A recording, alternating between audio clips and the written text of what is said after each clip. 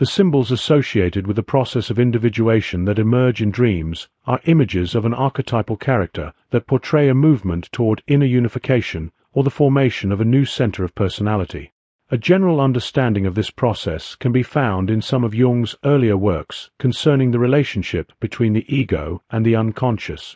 For the reasons explained there, this center is called the self, a term that refers to the totality of the psyche.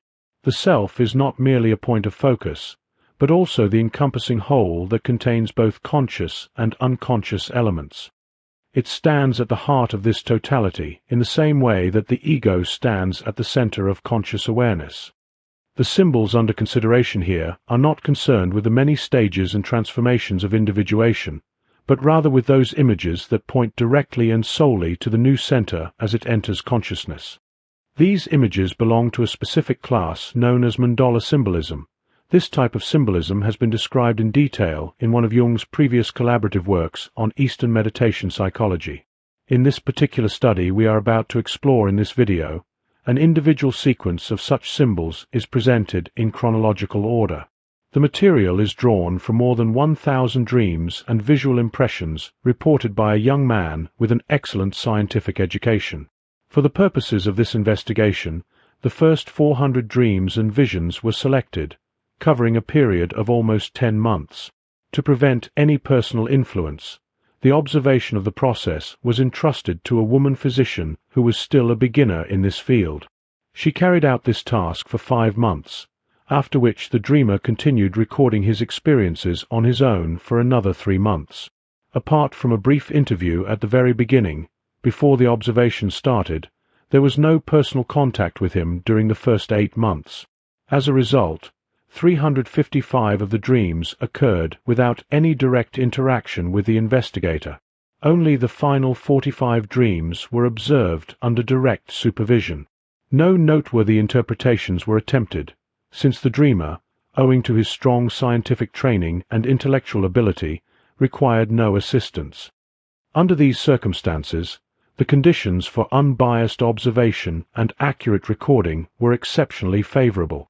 To begin with, extracts from the first 22 dreams are presented in order to demonstrate how mandala symbolism appears at a very early stage and is interwoven with the rest of the dream material. Later, those dreams that refer specifically to mandalas will be selected and arranged in chronological sequence. With few exceptions, all dreams have been shortened, either by selecting the portion that conveys the central idea or by condensing the entire text to its essentials. This method has not only reduced their length, but has also eliminated personal references and complicated details, which was necessary for reasons of discretion. Despite this somewhat questionable interference, every effort has been made to avoid any arbitrary alteration of meaning. The same restraint applies to the interpretations, so that certain passages in the dreams may appear to have been passed over. Had the material been presented in its complete and unaltered form, publication of this series would not have been possible. Yet, in its present state, it remains a body of material remarkable for its intelligence, clarity, and consistency. Jung therefore expressed sincere gratitude to the author of these records for the valuable contribution he has made to scientific understanding. In his writings and lectures, Jung always emphasized that all preconceived opinions must be set aside when approaching the analysis and interpretation of the objective psyche, in other words, the unconscious. As yet, there is no general theory of dreams that would allow the safe use of a deductive method, just as there is no comprehensive theory of consciousness from which firm deductive conclusions could be drawn. The expressions of the subjective psyche, or consciousness, can be predicted only to the smallest extent, and there is no theoretical proof that any necessary causal connection exists among them. On the contrary, one must reckon with a large measure of arbitrariness and chance in the complex actions and reactions of the conscious mind. There is likewise no empirical, and still less any theoretical, justification for assuming that the manifestations of the unconscious are different in this respect. They are just as varied, unpredictable, and arbitrary as conscious phenomena, and therefore demand a variety of approaches. In the case of conscious statements, one is in the favorable position of being directly addressed and presented with content whose intention can usually be recognized. With unconscious manifestations, however, there is no directed or adapted language in the ordinary sense. There is only a psychic event that appears to have the loosest connection with conscious contents. If the expressions of consciousness are unclear, one can always ask what they mean. But the objective psyche is something foreign even to the conscious mind through which it expresses itself. For this reason, one must adopt the same method that would be used in deciphering a fragmentary text or a passage containing unknown words. The surrounding context must be examined. The meaning of an unfamiliar word may become clear when a series of passages in which it appears are compared. The psychological context of dream material consists of the network of associations in which the dream is naturally embedded. In theory, nothing about this network can be known in advance, though in practice it may sometimes become accessible through sufficient experience. Even so, careful analysis should never rely too heavily on technical rules, for the danger of self-deception and suggestion is too great. Especially in the analysis of isolated dreams, any form of knowing in advance or making assumptions based on practical expectation or general probability is decidedly wrong. It should therefore be an absolute rule to assume that every dream and every part of a dream is unknown at the outset, and that interpretation should be attempted only after the context has been carefully established. Once this has been done, the meaning thus discovered can be applied to the dream text to see whether it produces a coherent reading or a satisfying sense. Under no circumstances, however, may one expect this meaning to conform to subjective expectations. Quite often, and indeed very frequently, the dream expresses something surprisingly different from what is anticipated. If the meaning found happens to coincide with conscious expectations, this is in itself a reason for caution. As a rule, the standpoint of the unconscious is complementary or compensatory to consciousness, and therefore unexpectedly different.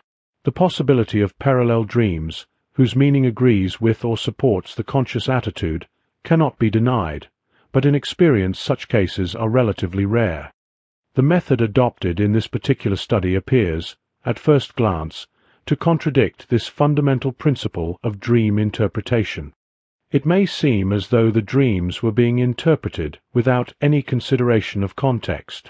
In fact, no context has been taken up, since the dreams in this series were not produced under direct observation. The procedure is instead carried out as though the dreams had been experienced personally by Jung himself, and the necessary context could therefore be supplied. This procedure, if applied to isolated dreams from someone personally unknown, would indeed constitute a serious technical error. Here, however, the situation is different. The dreams do not appear as single, disconnected events, but as a coherent sequence in which meaning gradually reveals itself more or less on its own. The series itself provides the context, and this context is supplied by the dreamer. It is as though not one text, but many texts, lay before us, each casting light upon the unfamiliar terms of the others, so that reading them together makes it possible to clarify the difficult passages in each individual dream. Furthermore, attention is focused on a definite archetype, the mandala, which has long been known from other sources, and this considerably eases the task of interpretation. Naturally, the interpretation of any single passage must remain largely conjectural, but the series as a whole offers sufficient clues to correct possible errors in earlier parts. It is self-evident that while the dreamer was under the observation of Jung's pupil, he knew nothing of these interpretations, and was therefore entirely uninfluenced by anyone else's opinions. Moreover, long experience supports the view that the danger of prejudgment is often exaggerated. Experience shows that the objective psyche possesses a very high degree of independence. If this were not so, it could not fulfill its most characteristic function, namely the compensation of the conscious mind. The conscious mind can be trained like a parrot, but the unconscious cannot, which explains the old remark of St. Augustine thanking God that he was not held responsible for his dreams. The unconscious is an autonomous psychic reality. Attempts to drill or discipline it are only apparently successful and, in fact, are harmful to consciousness. It remains beyond the reach of arbitrary subjective control, in a realm where nature and her secrets can neither be improved nor distorted, where one may listen but must not interfere. In the next section, a number of dreams will be described and examined in the manner outlined. Each dream will be described and then analyzed and interpreted with reference to alchemical imagery and psychoanalytic theory. The exact number of dream images analyzed in the book is 59, but I must note that not every single dream will be discussed in this video. However, only a few minor dreams or images have been removed without distorting the context. All those that are most significant and richest in symbolism will be selected, described, and analyzed. At last, Jung's method is called analytical psychology. Thus, the best way to getting to know his work is probably by examining his own understanding of the analytic process, and this is exactly the purpose and goal of this video. In the book, this specific chapter is structured so that each dream or vision is given a specific number and description, then the images of the dream are described, followed by an analysis. However, I have restructured it and tried to fit everything into one continuous story, while giving some indications of where each visual dream scene begins and ends, and where the analysis takes place. This is done in order to demonstrate how archetypes and images from the unconscious appear in dreams as symbols. In the first dream, the dreamer is attending a social gathering. When leaving, he puts on a stranger's hat instead of his own. The hat, as a covering for the head, generally signifies something that epitomizes the head itself. Just as ideas are gathered under one heading, so the hat, as a kind of guiding idea, covers the whole personality and lends it a particular meaning. A crown at a coronation confers a solar and divine character upon a ruler. A doctor's hood bestows the dignity of scholarship, and a stranger's hat conveys a strange or alien personality. This motif appears in Mehring's novel The Golem, in which the hero dons the hat of Athanasius Panath and thereby becomes entangled in uncanny experiences. In that story, it is evident that the unconscious draws the hero into fantastic adventures. The parallel with the golem is significant and suggests that the hat in the dream may be understood as the hat of an Athanasius, an immortal being beyond time, representing the universal and eternal human as opposed to the fleeting and accidental mortal person. Encircling the head, the hat is round like the solar disk of a crown, and thus already contains a first allusion to the mandala. The quality of eternal duration will be confirmed in a later mandala dream, and the mandala character of the hat will become clearer in another subsequent mandala dream. As a general outcome of this exchange of hats, one may expect a development similar to that in the golem, an emergence of the unconscious. The unconscious, together with its figures, already stands like a shadow behind the dreamer and is pressing its way into consciousness. In the next dream, the dreamer finds himself surrounded by a crowd of vague female forms. A voice within him says, "First I must get away from father." The psychic atmosphere here is filled with what the Middle Ages would have called succubi. The scene recalls the visions of Saint Anthony in Egypt, so vividly portrayed by Flaubert in The Temptation of Saint Anthony. The hallucinatory quality of the situation is evident in the fact that the thought is spoken aloud. The words, "First I must get away," call for a concluding phrase that would naturally begin with, "in order to." Presumably, it would read, "in order to follow the unconscious." That is, the alluring female forms. The father represents the embodiment of the traditional spirit, as expressed in religion or in a general philosophy of life. He stands in the dreamer's way and confines him within the world of conscious values. The traditional masculine realm, with its intellectualism and rationalism, is experienced as an obstacle. From this, it may be concluded that the unconscious, now drawing near, stands in direct opposition to the tendencies of consciousness, and that the dreamer, despite this opposition, is already inclined toward the unconscious. For this reason, the unconscious should not be subordinated to the rationalistic judgments of consciousness. Rather, it must be approached as a unique form of experience in its own right. This demand is naturally difficult for the intellect to accept, since it entails at least a partial, and possibly a total, sacrifice of purely intellectual supremacy. The problem is particularly hard for modern humanity to grasp, because the unconscious is initially understood only as something secondary and unreal, an appendage of consciousness, instead of being recognized as a special sphere of experience with its own laws. In later dreams, this conflict will appear repeatedly, until a suitable formulation is found for the relationship between conscious and unconscious, and the personality is assigned its proper position between the two. Such a conflict cannot be resolved through understanding alone, but only through lived experience. Each stage must be passed through directly.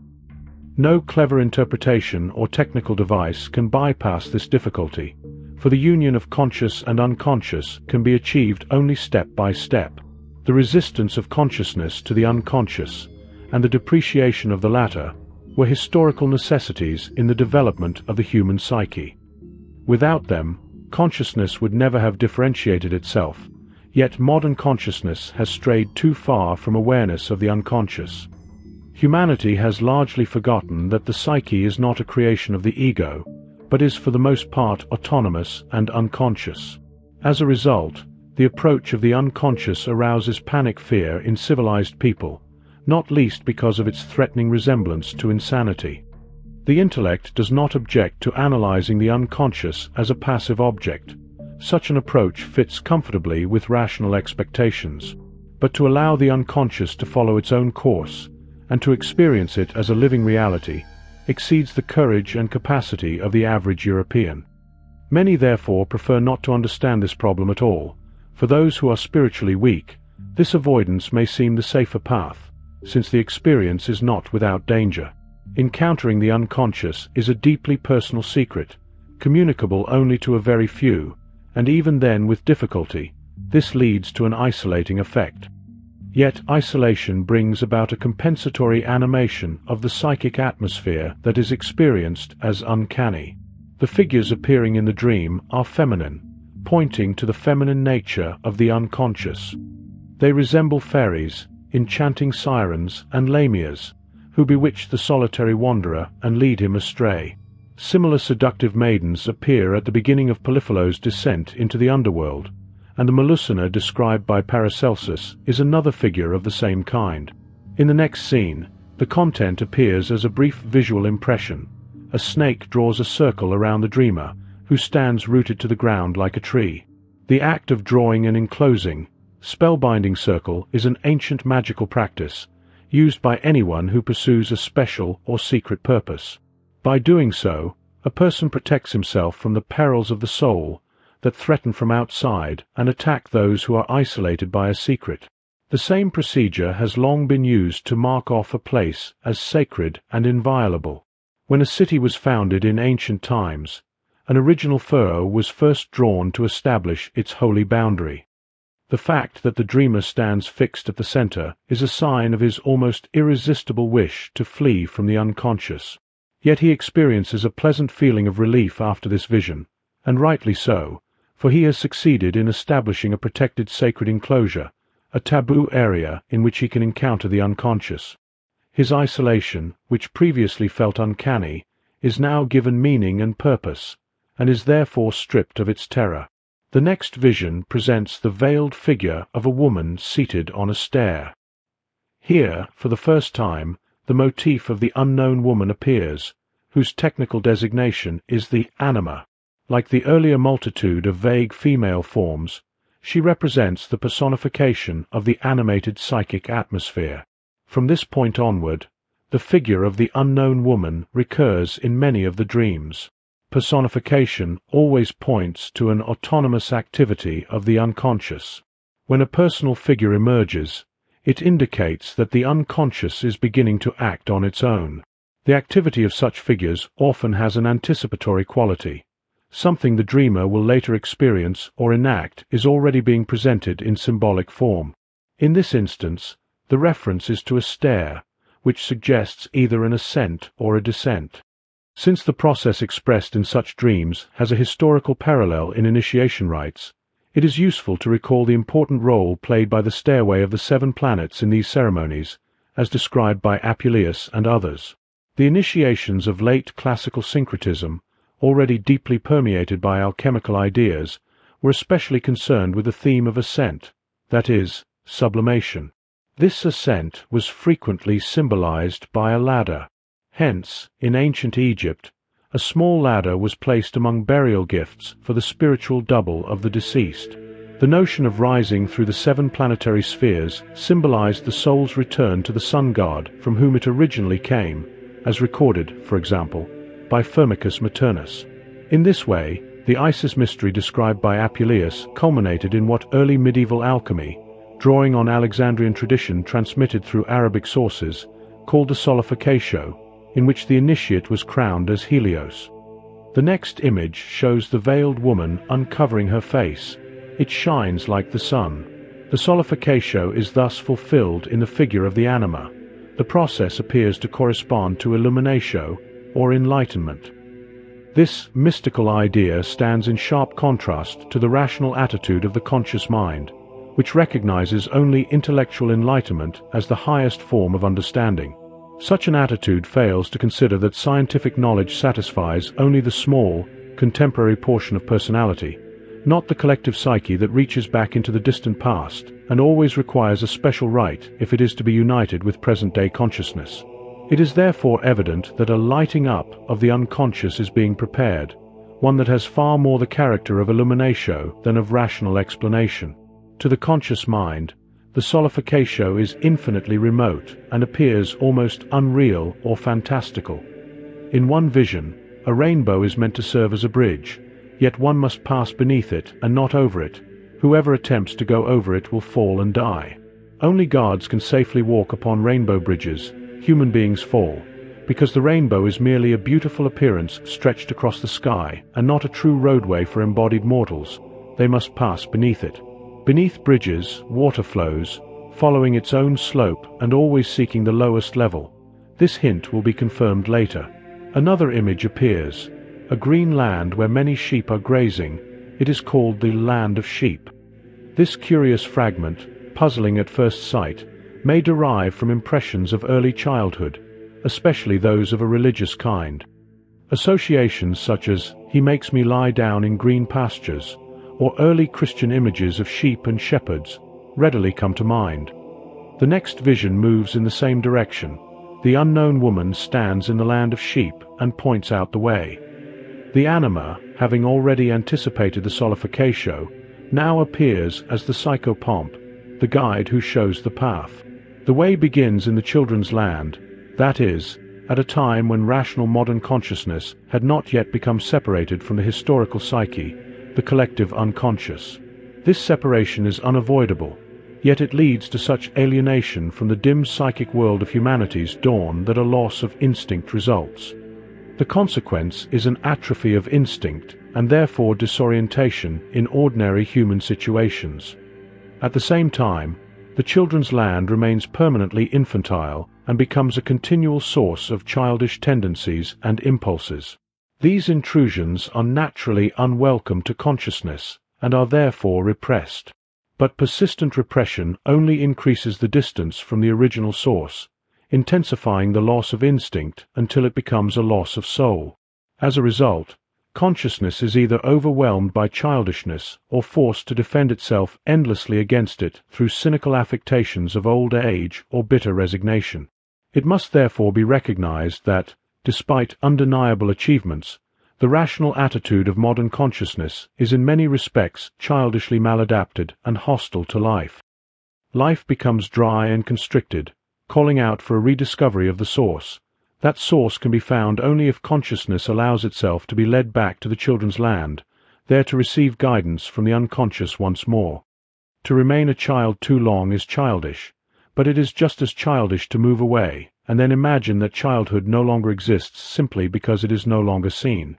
Yet if one returns to the children's land, fear arises of becoming childish, because it is not understood that everything psychic has a double aspect. One face looks forward, the other backward.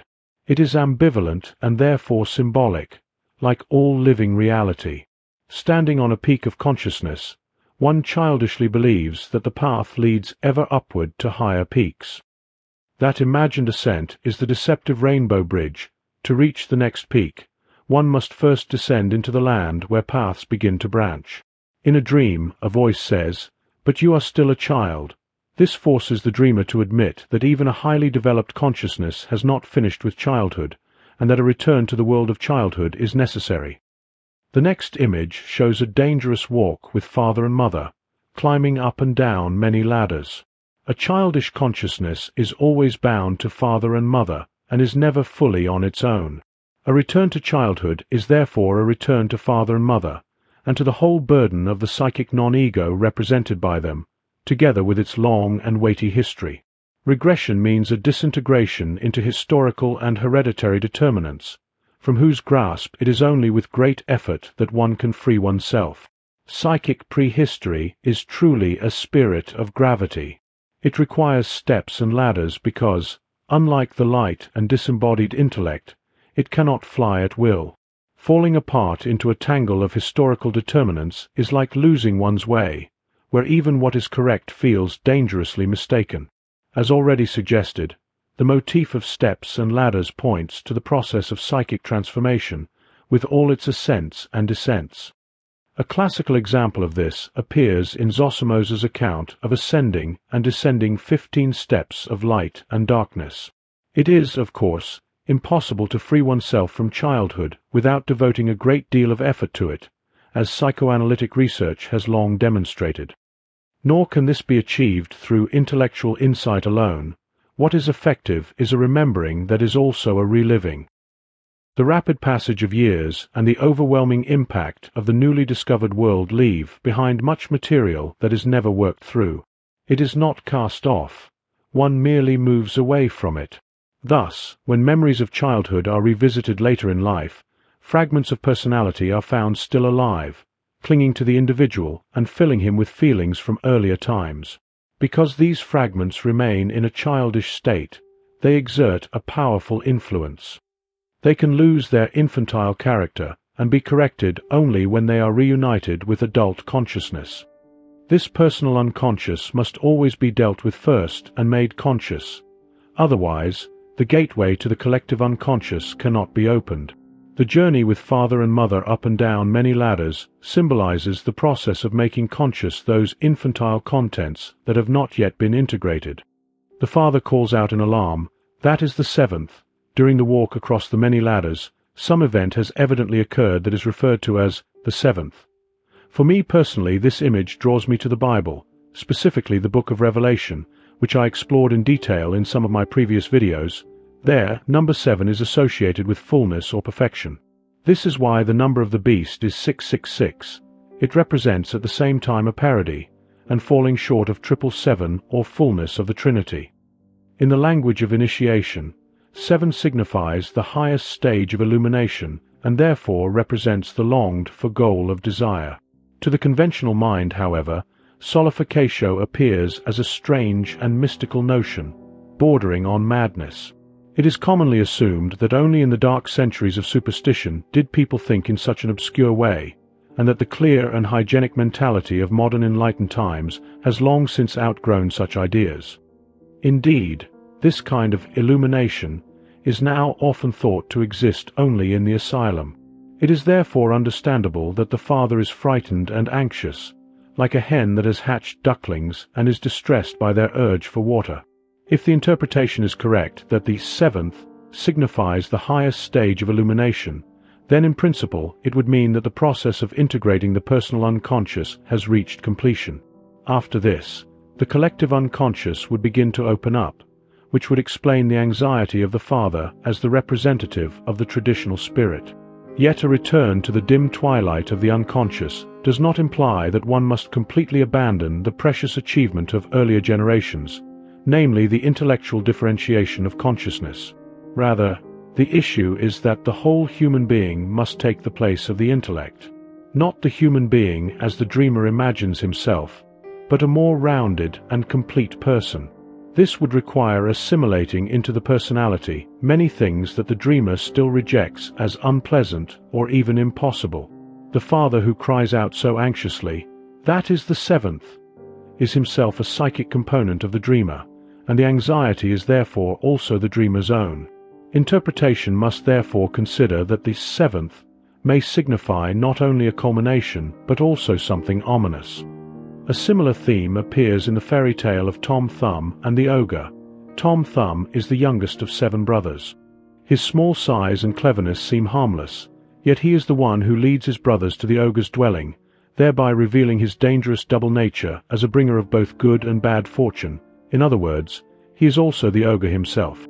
Since ancient times, the seven have represented the seven planetary gods. They form what the pyramid inscriptions call a company of gods. Although such a company is described as 9, it often proves to be not 9 at all but 10, and sometimes even more. It has been noted that the first and last members of the series can be added or doubled without disturbing the symbolic number 9. Something similar occurred with a classical company of Greco-Roman or Babylonian gods in the post-classical period, when the gods were reduced to demons and withdrew partly to the distant stars and partly to the metals within the earth. It then became apparent that Hermes, or Mercurius, possessed a double nature.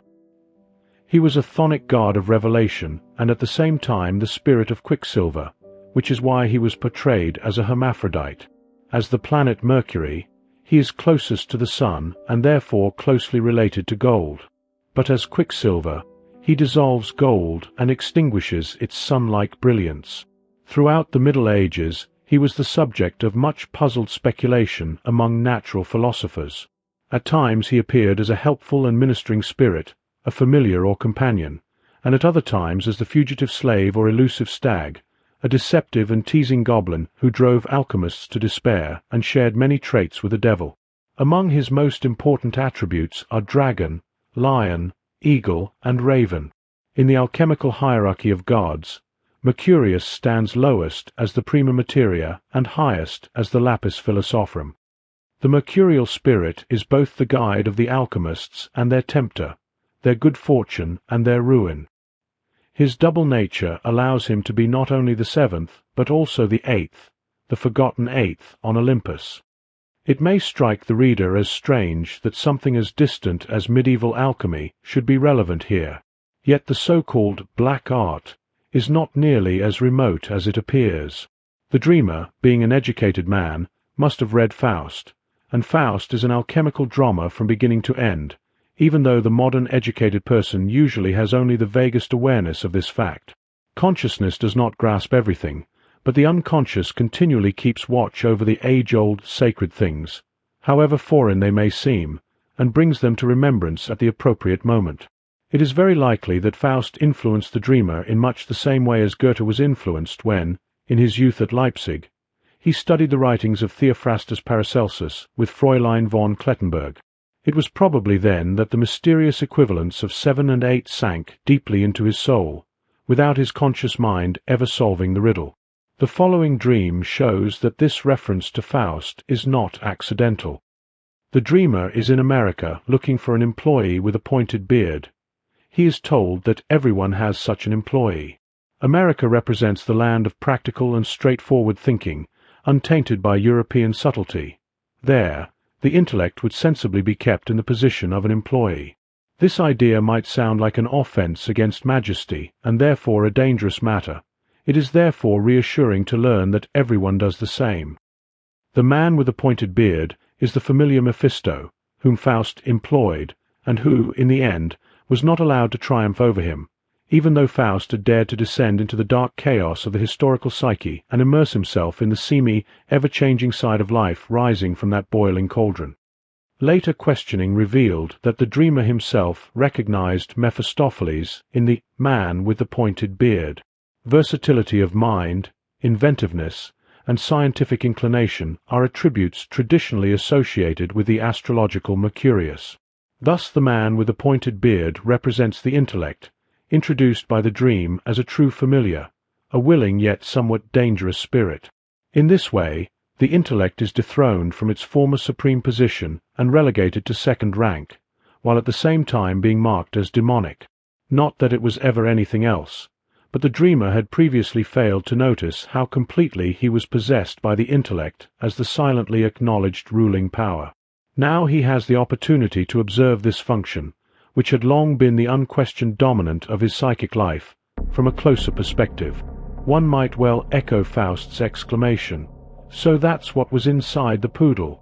Mephistopheles is the diabolical aspect of any psychic function that has broken away from the hierarchy of the total psyche and has gained independence and absolute power.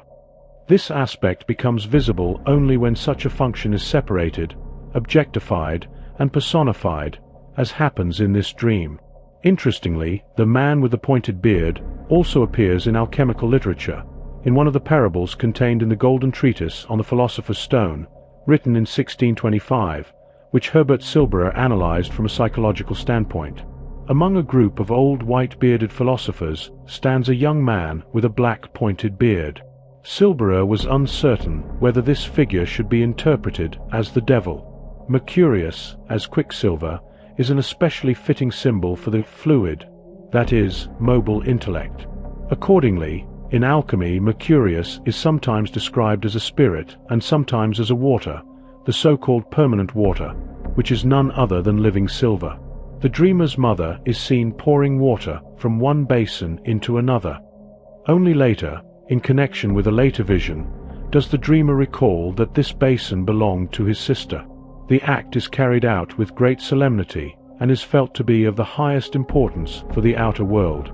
After this, the dreamer is rejected by his father. Here the familiar theme of exchange appears once more. One thing is placed in the position of another. The matter of the father has already been dealt with. Now the activity of the mother begins. Just as the father represents collective consciousness and the traditional spirit, so the mother stands for the collective unconscious, the source of the water of life. The unconscious has shifted the seat of the life forces, thereby pointing to a change in attitude. The dreamer's later recollection makes it clear who has now become the source of life. The sister. The mother stands above the son, but the sister is his equal. Thus, the dethronement of the intellect frees the dreamer from domination by the unconscious and therefore from an infantile attitude. Although the sister is a figure from the past, later dreams show unmistakably that she carries the image of the anima. It can therefore be assumed that transferring the water of life to the sister means that the mother has been replaced by the anima. The anima now becomes a life-giving factor, a psychic reality that stands in sharp opposition to the world of the father. Who could claim, without risking sanity, that he had accepted the guidance of the unconscious in shaping his life, assuming anyone could even imagine what such a step would entail? Anyone capable of imagining it would immediately understand what a monstrous offense such a reversal would be to the traditional spirit, especially to the spirit embodied in the earthly form of the Church. This subtle shift in psychic standpoint was what once drove the old alchemists to deliberate obscurity and gave rise to many kinds of heresies. It is therefore entirely logical that the father rejects the dreamer, for this amounts to nothing less than excommunication. It should be noted that the dreamer is a Roman Catholic. By acknowledging the reality of the psyche and allowing it to become a co-determining ethical factor in life, one offends against the spirit of convention that for centuries has regulated psychic life from the outside through institutions and through reason. This does not mean that blind instinct naturally rebels against established order. On the contrary, by the strict logic of its own inner laws, it possesses a structure of the greatest firmness and is, moreover, the creative foundation of all binding order. Yet precisely because this foundation is creative, every order that arises from it, even in its most divine form, is only a phase, a stepping stone. Despite appearances, both the establishment of order and the dissolution of what has been established lie beyond human control. The secret is that only what can destroy itself is truly alive. It is fortunate that these matters are difficult to grasp and therefore remain largely hidden, for weaker minds are easily overwhelmed and thrown into confusion by them. Against such dangers, dogma, whether ecclesiastical, philosophical, or scientific, offers effective protection, and from a social standpoint excommunication becomes a necessary and useful consequence. The water that the mother, as the unconscious, pours into the basin belonging to the anima is an excellent symbol of the living power of the psyche.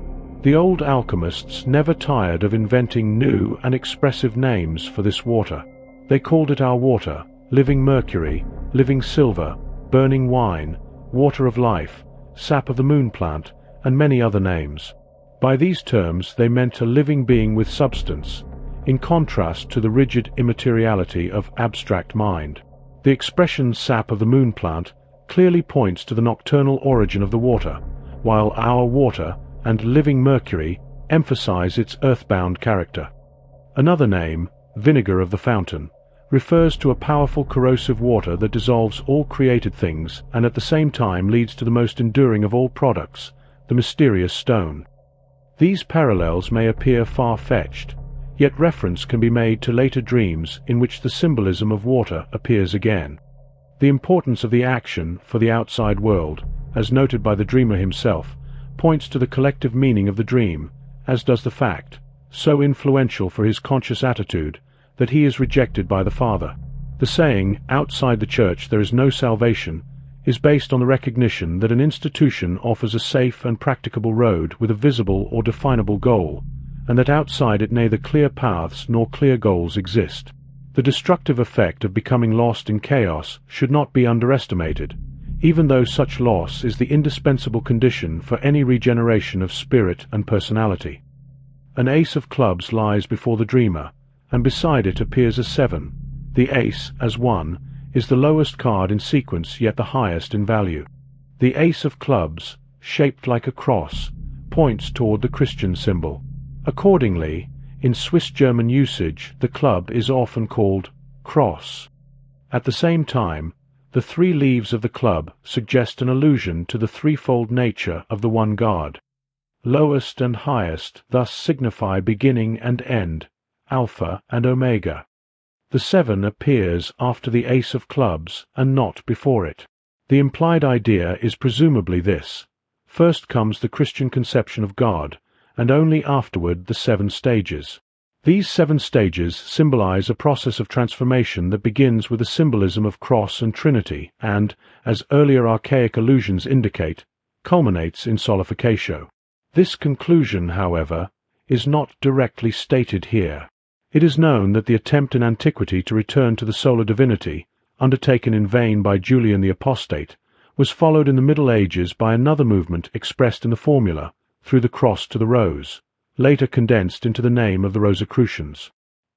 Here the essence of the heavenly sun descends into the flower, which becomes the earth's answer to the face of the sun. The solar quality has survived in the symbol of the golden flower of Chinese alchemy.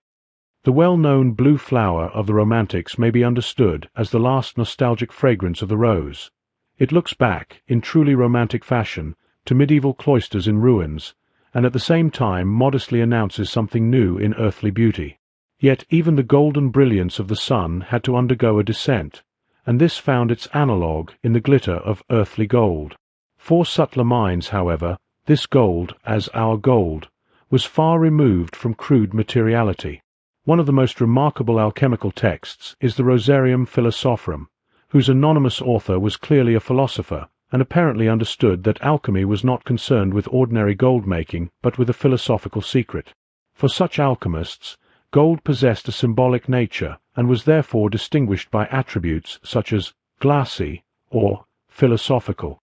Probably because of its too obvious resemblance to the sun, gold was denied the highest philosophical honor, which was instead bestowed upon the philosopher's stone. The transformer stands above the transformed, and transformation is one of the magical properties of this marvelous stone.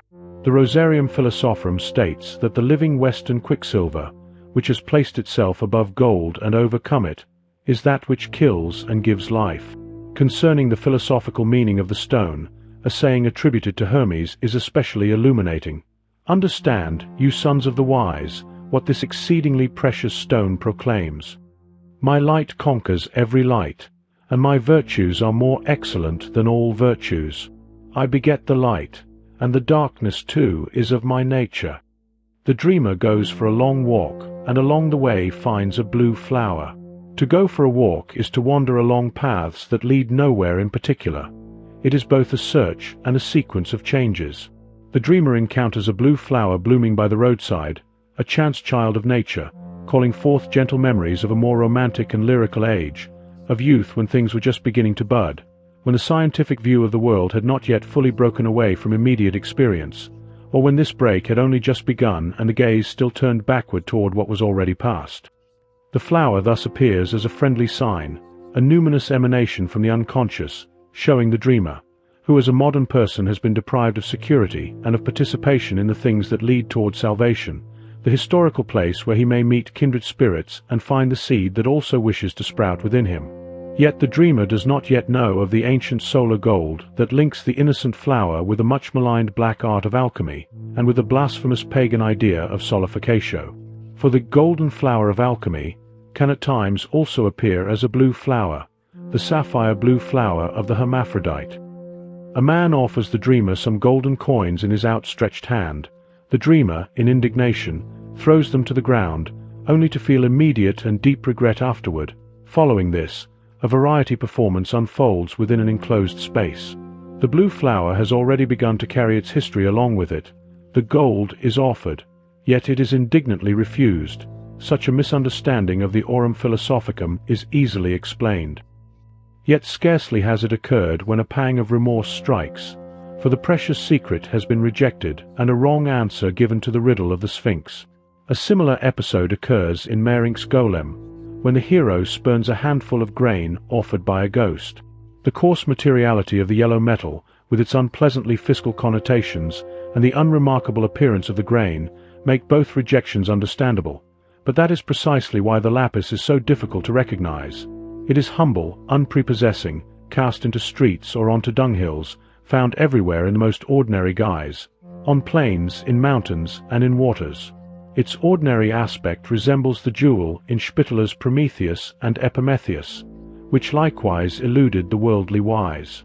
Yet the stone that is rejected becomes the head of the corner, and the intuition of this potential fills the dreamer with the keenest regret. The banality of its outward form, the gold stamped into coins, valued and named, parallels Nietzsche's refusal in Zarathustra to give names to virtues. By being shaped and named, psychic life is broken into coined, measured units. Yet this is possible only because the psyche is intrinsically a vast variety of things, an accumulation of unintegrated hereditary units. Natural man is not a self. He is mass, a particle in the mass, so collective that he is unsure even of his own ego. For this reason, humanity has, from the beginning, required the mysteries of transformation, to turn man into a self and rescue him from the animal collective psyche, which is merely a variety. But if this unseemly variety of man, as he is rejected, integration becomes impossible, and the attainment of selfhood cannot occur, amounting, in effect, to spiritual death. Life that happens in and for itself is not fully real. It becomes real only when it is known. Only a unified personality can experience life. A split personality, a bundle of disconnected fragments that calls itself man, cannot. The dangerous plurality first hinted at in earlier dreams is compensated, in vision from the beginning, where the snake forms a magic circle, marking a protected space, a temenos. Similarly, here the temenos reappears, gathering the many for a variety performance. While it initially resembles entertainment, it will soon reveal its more serious purpose. The play of goats will transform into a tragedy. By analogy with historical practices, the performance serves to reconnect man with his natural ancestry and the source of life, just as the obscene stories told at the Eleusinian Mysteries were believed to promote fertility, and as other ancient exhibitions, like those in the Isis festivals at Bubastis, had similar symbolic effects. The compensatory meaning of the temenos remains obscure to the dreamer. He is more preoccupied with the threat of spiritual death, invoked by his rejection of the historical and symbolic context. A death's head appears before the dreamer. He wants to kick it away, but finds himself unable to do so. Gradually, the skull transforms into a red ball and then into a woman's head that radiates light. The sight recalls the soliloquies of Faust and Hamlet, reminders of the apparent senselessness of human life when clouded by thought. The dreamer's rejection of uninviting offerings had been influenced by conventional opinions and judgments. Yet when he attempts to fend off the threatening death's head, it transforms, first into a red ball, suggesting the rising sun, and then into the luminous head of a woman, echoing a previous vision. Clearly, an enantiodromia has occurred, a play of opposites. After being rejected, the unconscious asserts itself more forcefully. It first presents the classical symbol of unity and divinity, the sun, and then the motif of the unknown woman, who embodies the unconscious. This figure encompasses both the archetype of the anima and the dreamer's relationship to a real woman, who serves as both a human personality and a vessel for psychic projections. In Neoplatonic philosophy, the soul has affinities with the celestial spheres, arranged concentrically above the fiery heaven. In the next vision, a globe appears, upon which the unknown woman stands, worshipping the sun. This amplifies the earlier vision. The rejection in the previous dream effectively disrupted the entire preceding development, so the initial symbols reappear in magnified form. Such enantiodromias are typical in dream sequences. Without conscious intervention, the unconscious would continue sending successive waves of imagery, like a treasure said to take 9 years, 9 months, and 9 nights to surface, failing which, it sinks again to repeat the cycle. The globe derives from the red ball but differs in meaning. While the ball represents the sun, the globe is an image of the earth, on which the anima stands in adoration of the sun. This distinction shows that the sun and the anima represent separate principles. The sun symbolizes the source of life and the ultimate wholeness of man, while the anima personifies the unconscious. The sun is an ancient symbol still familiar to the modern mind, though early Christians struggled to distinguish the rising sun from Christ. The dreamer's anima remains a sun worshipper, tied to the ancient world. The conscious mind, with its rationalistic attitude, has neglected her, preventing her from being modernized or Christianized. This situation resembles the Renaissance example of the Hypnerotomachia of Francesco Colonna, where Polyphilo encounters his anima, Lady Polia, at the court of Venus, entirely untouched by Christianity and adorned with the virtues of antiquity. The dreamer's engagement with this anima thus plunges him into the ancient world. His rejection of gold in the earlier dream can be understood as a reaction against this regression to antiquity. Vital doctrines of alchemical philosophy trace back to late Greco-Roman syncretism, so any reference to alchemy recalls the ancient world and suggests a return to pagan levels. Consciously, the dreamer had no awareness of this, yet his unconscious navigates these historical associations as if fully informed. In this sense, he functions as an unconscious exponent of an autonomous psychic development, much like a medieval alchemist or a classical Neoplatonist. One could even say, with caution, that history might be reconstructed just as readily from the unconscious as from written records. The dreamer finds himself surrounded by nymphs. A voice speaks, "We were always here, only you did not notice us." This regression reaches even further back, to an image unmistakably classical. It revisits the situation of the earlier dream where rejection had prompted a compensatory enantiodromia. Here, however, the image is amplified by the hallucinatory recognition that the drama has always existed, unnoticed until now. This realization links the unconscious psyche to consciousness as a coexistent entity. In dreams, the phenomenon of the voice conveys an indisputable truth or condition, one beyond doubt. The sense that the remote past has been accessed, that contact has been made with deeper layers of the psyche, communicates itself to the conscious mind as a feeling of comparative security. The previous vision had presented the anima as a sun worshipper, seemingly stepping out of the globe or spherical form. Traditionally, the head or brain is considered the seat of the anima intellectualis, which is why the alchemical vessel is round like the head. Whatever emerges from the vessel must also be round, simple and perfect, like the anima mundi.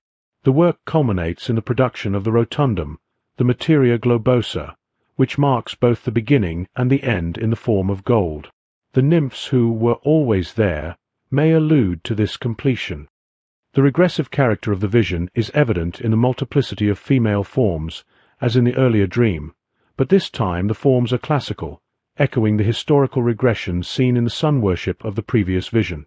The splitting of the anima into many figures represents a dissolution into an indefinite state, the unconscious, suggesting that a corresponding relative dissolution of the conscious mind is occurring alongside the historical regression, a process observable in extreme form in schizophrenia. This dissolution of consciousness, or abasement du niveau mental, approaches the primitive state of mind. A parallel scene is found in Paracelsus's Regio Nymphodidica, described as the initial stage of the individuation process. The dreamer finds himself in a primeval forest. An elephant looms menacingly, and then a large ape-man, bear, or caveman threatens him with a club. Suddenly, the man with the pointed beard appears and stares at the aggressor, freezing him in place. Yet the dreamer feels terrified. A voice declares, "Everything must be ruled by the light." Here, the multiplicity of nymphs has broken down into more primitive elements. The animation of the psychic atmosphere has greatly intensified, which indicates that the dreamer's isolation from his contemporaries has increased correspondingly. This intensified isolation can be traced back to the vision in which the union with the unconscious was realized and accepted. From the conscious mind's perspective, this is highly irrational and must be kept secret, for no rational person could possibly understand it. Anyone attempting to explain it would be branded insane. As a result, the discharge of psychic energy into the environment is greatly impeded, producing a surplus of energy within the unconscious. This explains the abnormal autonomy of the unconscious figures, culminating in aggression and genuine terror. The earlier entertaining variety performance now begins to turn uncomfortable. Classical figures of nymphs were easy to accept due to their aesthetic appeal, but behind them lurks the Dionysian mystery of antiquity. The satyr play with its tragic implications, the bloody dismemberment of a god turned animal. Nietzsche alone exposed Europe's naive attitude toward the ancient world, yet he understood the danger. Dionysus embodies the abyss of impassioned dissolution, where all human distinctions merge into the animal divinity of the primordial psyche, a blissful yet terrifying experience. Humanity, believing itself safe behind the walls of culture, is repeatedly confronted with the resurgence of this force, often misattributing its consequences to external causes. At the crucial moment, the pointed-beard figure appears as a deus ex machina, warding off annihilation at the hands of the formidable ape-man. Faust's calm curiosity in the face of classical Walpurgis night spectres owed much to Mephisto's matter-of-fact guidance. Similarly, the intellect, though sometimes devilish, can be relied upon to handle the forces of the unconscious effectively. The Dionysian experience offers the intellect far more work than it could ever resolve alone, which explains why it often retreats to lighter tasks, leaving the psyche temporarily neglected. Magical or mystical labels are used to conceal this ignorance and to impress observers, though they signify little. The voice concludes, "Everything must be ruled by the light," signifying the light of the discerning conscious mind, a genuine illuminatio honestly earned. The dark depths of the unconscious can no longer be ignored, disguised, or rationalized away. They must be acknowledged as existing forces that affect the body and psyche, possessing at least as much reality as the physical world itself. No investigation that dismisses its subject as unreal or nothing but has ever contributed to knowledge. With the intellect actively engaged, a new phase of the unconscious process begins. The conscious mind must now confront the figures of the unknown woman, the anima, the unknown man, the shadow, the wise old man, the manner personality, and the symbols of the self, the latter of which will be examined in the following section. The dreamer's mandala experiences were drawn from a continuous series of approximately 400 dreams and visions, all of which are considered mandala dreams. The term mandala was chosen because it denotes the ritual or magic circle used in Lamaism and in Tantric Yoga as a yantra or aid to contemplation. Eastern mandalas used in ceremonial practice are figures fixed by tradition. They may be drawn, painted, or in some special ceremonies, represented plastically. In 1938, an opportunity for Jung arose to speak with a Lamaic Rinpoche at the monastery of Bhutia Basti near Darjeeling about the kilka, or mandala. He explained that it is a mental image, created only by a fully instructed Lama through the power of imagination. No mandala is like any other, each is individually distinct. He emphasized that mandalas found in monasteries and temples have no particular significance because they are merely external representations. The true mandala is always an inner image, gradually built through active imagination, especially when psychic equilibrium is disturbed or when a thought must be found outside the bounds of holy doctrine. While the formation of the mandala appears individual, it must be understood that all Lamaic mandalas share an unmistakable style and a traditional structure. For example, they are based on a quaternary system, with contents derived from Lamaic dogma. Texts such as the Sri Chakra Samhara Tantra provide directions for constructing these mental images. The kilka is distinguished from the world wheel, which depicts the course of human existence according to Buddhist ideas. The world wheel is ternary, with three central principles: the cock representing concupiscence, the serpent representing hatred or envy, and the pig representing ignorance or unconsciousness. This introduces the recurring dilemma of 3 and 4, a theme that also appears later in the Dream series. It seems beyond question that these Eastern symbols originated in dreams and visions, and were not invented by religious authorities. They are among humanity's oldest religious symbols, and may even have existed in Paleolithic times. As suggested by early rock paintings, they are distributed worldwide. In ceremonial use, mandalas are significant because their centers usually contain a high religious figure: Shiva in embrace with Shakti, the Buddha, Amitabha, Avalokiteshvara, a great Mahayana teacher, or the Dorje, symbolizing all divine forces.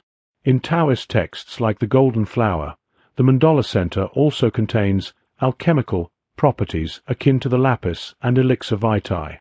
This underscores the high value placed upon the mandala, aligning with the significance of individual mandala symbols, which appear to represent a psychic center of the personality distinct from the ego. Observations of these processes and their products were made over nearly 30 years, based on extensive personal experience. For 14 years, no writings or lectures were made to avoid biasing the observations. In 1929, the text of the Golden Flower prompted the publication of preliminary results. Caution is necessary, as many are drawn to exotic, magical ideas, applying them externally rather than attending to their own souls. People often turn to yoga, diet, theosophy, or mystical texts to avoid confronting their inner life, reducing the soul to a passive object from which nothing good can arise. The soul, however, can grow if allowed to operate freely. Silent, patient observation of the soul reveals the most significant developments, particularly when not regulated externally. In this case, the process was entrusted to a beginner who had no prior knowledge, ensuring no interference. The results presented are the unadulterated, conscientious self-observations of a person with a discerning intellect, untouched by external suggestion. Anyone familiar with psychic material can recognize the authenticity of these results. An unknown woman is pursuing the dreamer, causing him to run round in circles. The snake in the first mandala dream functioned as an anticipatory figure, as often happens when a symbol of the unconscious acts out or experiences something that the subject will later undergo personally. The snake foreshadowed a circular movement in which the dreamer would become involved. Something is happening in the unconscious that manifests as a circular motion, and this now presses into consciousness so forcefully that the dreamer himself is compelled to participate.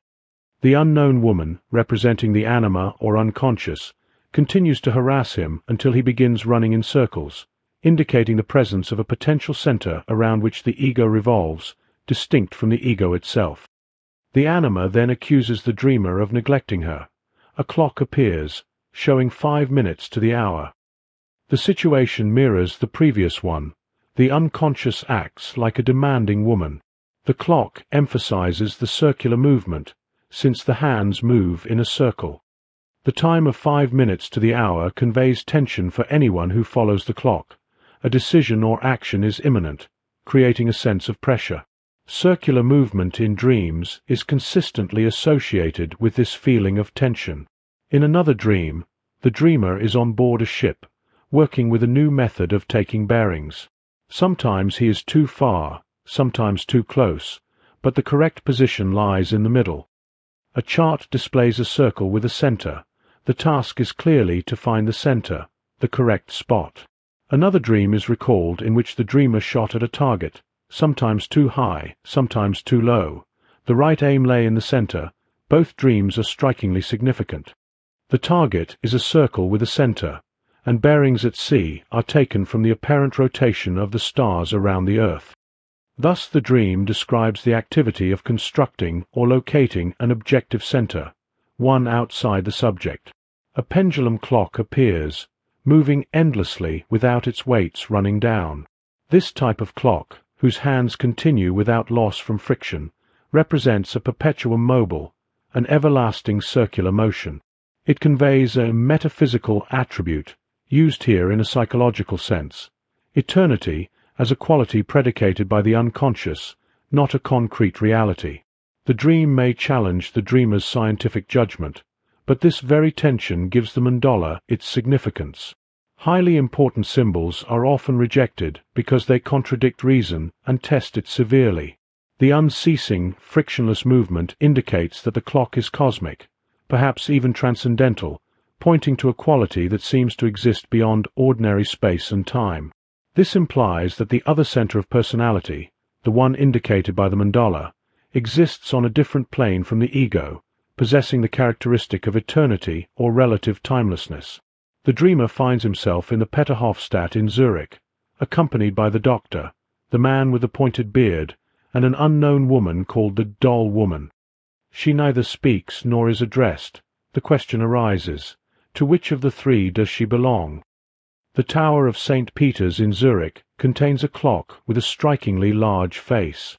The Peterhofstadt itself is an enclosed space, a temenos in the truest sense, a precinct of the church. The four stand within this enclosure. The circular dial of the clock is divided into 4 quarters, reminiscent of the horizon. In the dream, the dreamer represents his own ego. The man with the pointed beard symbolizes the employed intellect or Mephisto, and the doll woman represents the anima. As a childish object, the doll is a fitting image for the non-ego nature of the anima, further emphasized by the fact that she is not spoken to. This negative element, present in earlier dreams, signals an inadequate relationship between the conscious mind and the unconscious, as does the question of the doll woman's affiliation. The doctor also belongs to the non-ego, possibly containing a faint allusion to an external observer, though at that time no personal connection existed. In contrast, the man with the pointed beard belongs to the ego. This arrangement recalls the relations depicted in diagrams of psychological functions. If the functions are arranged in a circle, the most differentiated function carries the ego and often has an auxiliary function attached, while the inferior function remains unconscious and is projected onto the non-ego, also with an auxiliary function. Therefore, it is conceivable that the 4 figures in the dream represent the 4 psychological functions as components of the total personality, encompassing both ego and non-ego. The center of this circle, expressing the totality, corresponds not to the ego but to the self, the summation of the total personality. In allegorical terms, a center within a circle has long represented the nature of God. In Upanishadic philosophy, the self is at once the personal Atman and the cosmic, suprapersonal Atman.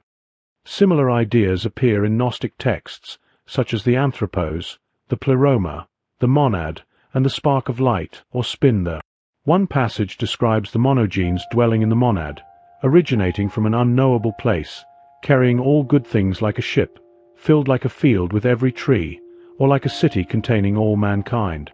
The monad is crowned, surrounded by a protective veil, and enclosed by 12 gates. This structure is the mother city of the only begotten. Cepheus is identified as God, the Creator, and the monogenes as the Son of God. The comparison of the monad with a field and a city corresponds to the idea of a temenos. The monad is crowned, similar to the hat appearing in other dreams, and as a metropolis is feminine, like the lotus or Padma, the fundamental form of the Lamaic mandala, the golden flower in China or the rose in the West. God made manifest, the Son of God, dwells in the flower. In Revelation, the Lamb occupies the center of the heavenly Jerusalem. In Coptic texts, Cepheus dwells in the innermost pleroma, a city with 4 gates, each containing a monad. The limbs of the anthropos, born of the monogenes, correspond to these 4 gates. The monad, as a spark of light or spindha, mirrors the father and is identical with the monogenes. An invocation proclaims, "Thou art the house and the dweller in the house." The monogenes stands upon a tetrapeza, a table or platform with 4 pillars corresponding to the quaternion of the 4 evangelists.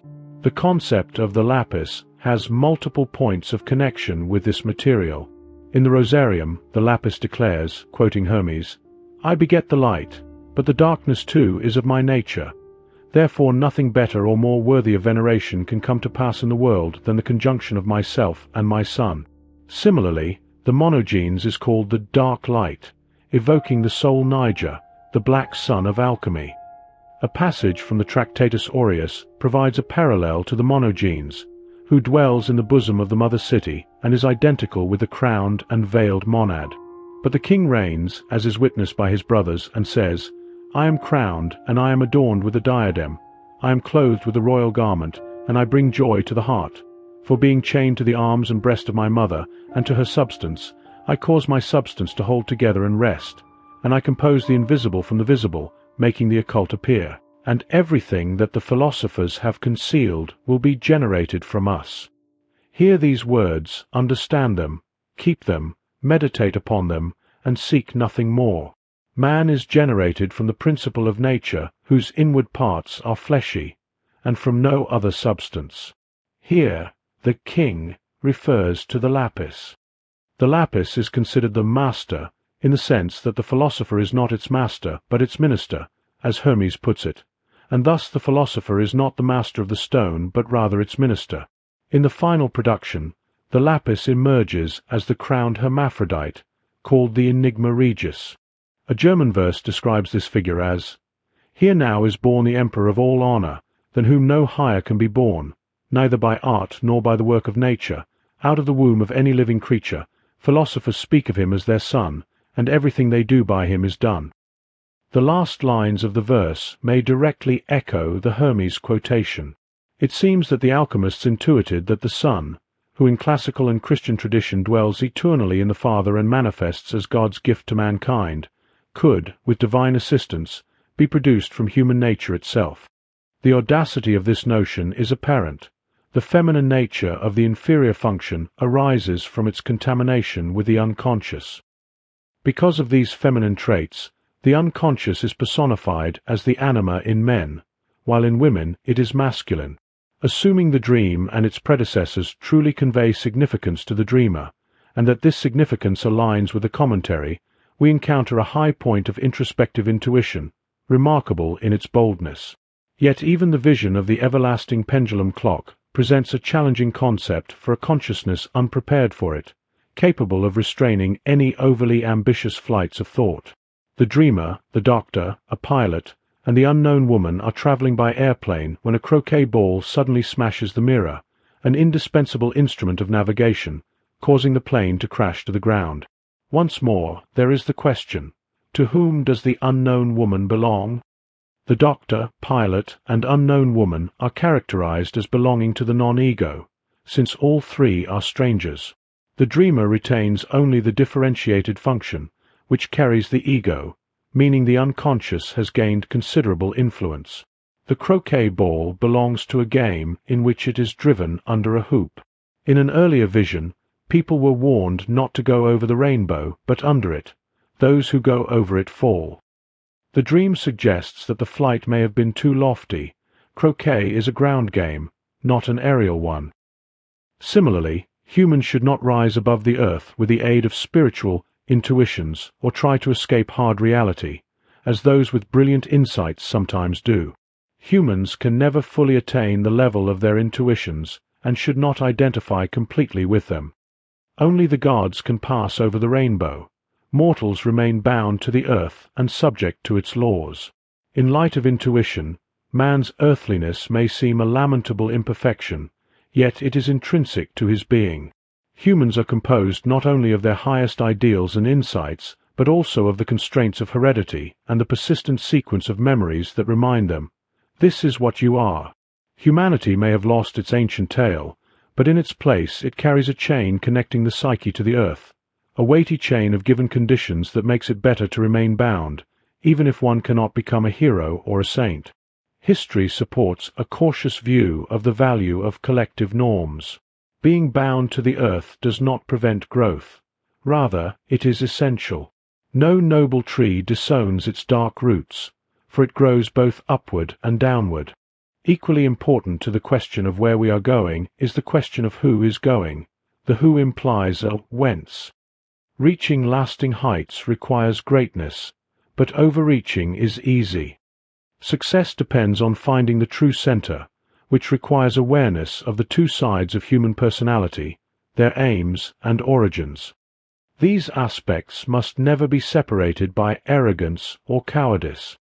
The mirror, called an indispensable instrument of navigation, represents the intellect, capable of thought and constantly urging identification with its insights.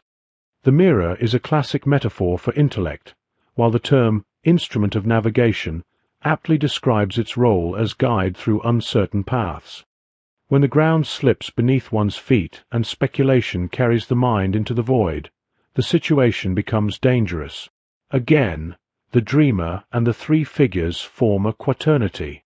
The unknown woman, or anima, represents the inferior, the undifferentiated function, which in this dreamer is feeling.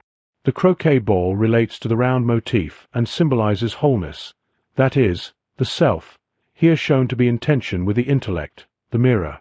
Clearly, the dreamer navigates too much by intellect, disrupting the process of individuation. Paracelsus describes the four as skyly, and the self as adek, derived from Adam, the first man. Both, he emphasizes, create difficulties in the work, and adek can even be seen as hostile. The dreamer finds himself with his father, mother, and sister in a highly dangerous situation on the platform of a tramcar. Once again, the dreamer forms a quaternity with the other figures. He has regressed fully into childhood, a stage far removed from wholeness. Wholeness is represented by the family, whose components are still projected onto and personified by its members. This state is perilous for the adult because it is regressive. It reflects a splitting of personality that primitive man experiences as the threatening loss of soul. In this breakup, personal components painstakingly integrated are drawn back into the outer world. The individual loses his sense of guilt and regains infantile innocence, once more blaming the wicked father for this and the unloving mother for that, all while trapped in an unbreakable causal web, unaware that moral freedom has been forfeited. No matter how much parents or grandparents have sinned against the child, a truly adult person accepts these sins as part of his own condition to be reckoned with. Only a fool concerns himself with the guilt of others, since he can change nothing. The wise learn only from their own guilt and ask themselves, "Who am I that this should happen to me?" The answer is sought within one's own heart. As in a previous dream where the vehicle was an airplane, here it is a tram. The type of vehicle illustrates the mode of movement through time, that is, how the dreamer lives his psychic life, individually or collectively, independently or by borrowed means, spontaneously or mechanically. In the airplane, he is carried by an unknown pilot, borne along by intuitions arising from the unconscious, with the error being reliance on the mirror to steer. In the tram, however, he rides a collective vehicle that anyone can use. He moves as everyone else does, yet he remains one of four, indicating that in both vehicles he is driven by the unconscious striving for wholeness. The dreamer finds a treasure hidden in the sea. To reach it, he must dive through a narrow and dangerous opening. Beneath the surface, he will find a companion. Bravely, he plunges into the dark waters and discovers a beautiful garden in the depths, perfectly symmetrical, with a fountain at its center. The treasure, difficult to attain, lies concealed in the ocean of the unconscious, accessible only to the courageous. It seems likely that the treasure and the companion are one and the same, representing the self, which initially appears as a strange non-ego. This is the theme of the magical traveling companion, found in examples such as the disciples on the road to Emmaus, Krishna and Arjuna in the Bhagavad Gita, and Moses and El-Qaeda in the Quran. The garden with its fountain, like the treasure and the companion, forms a temenos, a sacred and protected space. The fountain represents the source of living water, sought by Moses and found by Al-Qaeda, around which the desert blossoms. This motif reappears in Islamic architecture as the courtyard of the mosque with its central ritual washhouse, and in Western cloisters with their garden fountains, also called the Rose Garden of the Philosophers. The dweller in the house is the companion, and the center and circle, represented by the fountain and garden, are analogues of the lapis, which is both treasure and living being. The lapis speaks in the rosarium, "Protect me, and I will protect you. Give me my due that I may help you." It is a friend and helper, emphasizing a compensatory relationship between the self and the ego. The crash to earth leads the dreamer into the depths of the sea, into the unconscious, where he finds the protection of a temenos against the splintering of personality caused by regression to childhood. This recalls earlier dreams and visions in which the magic circle warded off the pull of the unconscious and its multiple female forms. The source of life, like Al-Qaeda, is a faithful companion, though not without danger, as Moses discovered. It symbolizes the eternally renewing life force and the clock that never runs down. The source is fire as well as water, the secret of passion and life's heat, essential for producing the lapis. Being underground, the path must go beneath the surface, for only in the depths can the fiery source of life be found. These depths are the natural history of man, the causal link to the instinctual world. Without rediscovering this link, neither lapis nor self can emerge. The dreamer enters a chemist's shop with his father, where valuable things, especially a special water, can be obtained cheaply. His father explains the origin of the water, acting as guide and transmitter of traditional wisdom. The father represents both the source of life and the informing spirit, initiating the dreamer into its meaning according to ancestral teachings. In this role, he appears as the archetypal father figure, the wise old man. The water of life is readily available.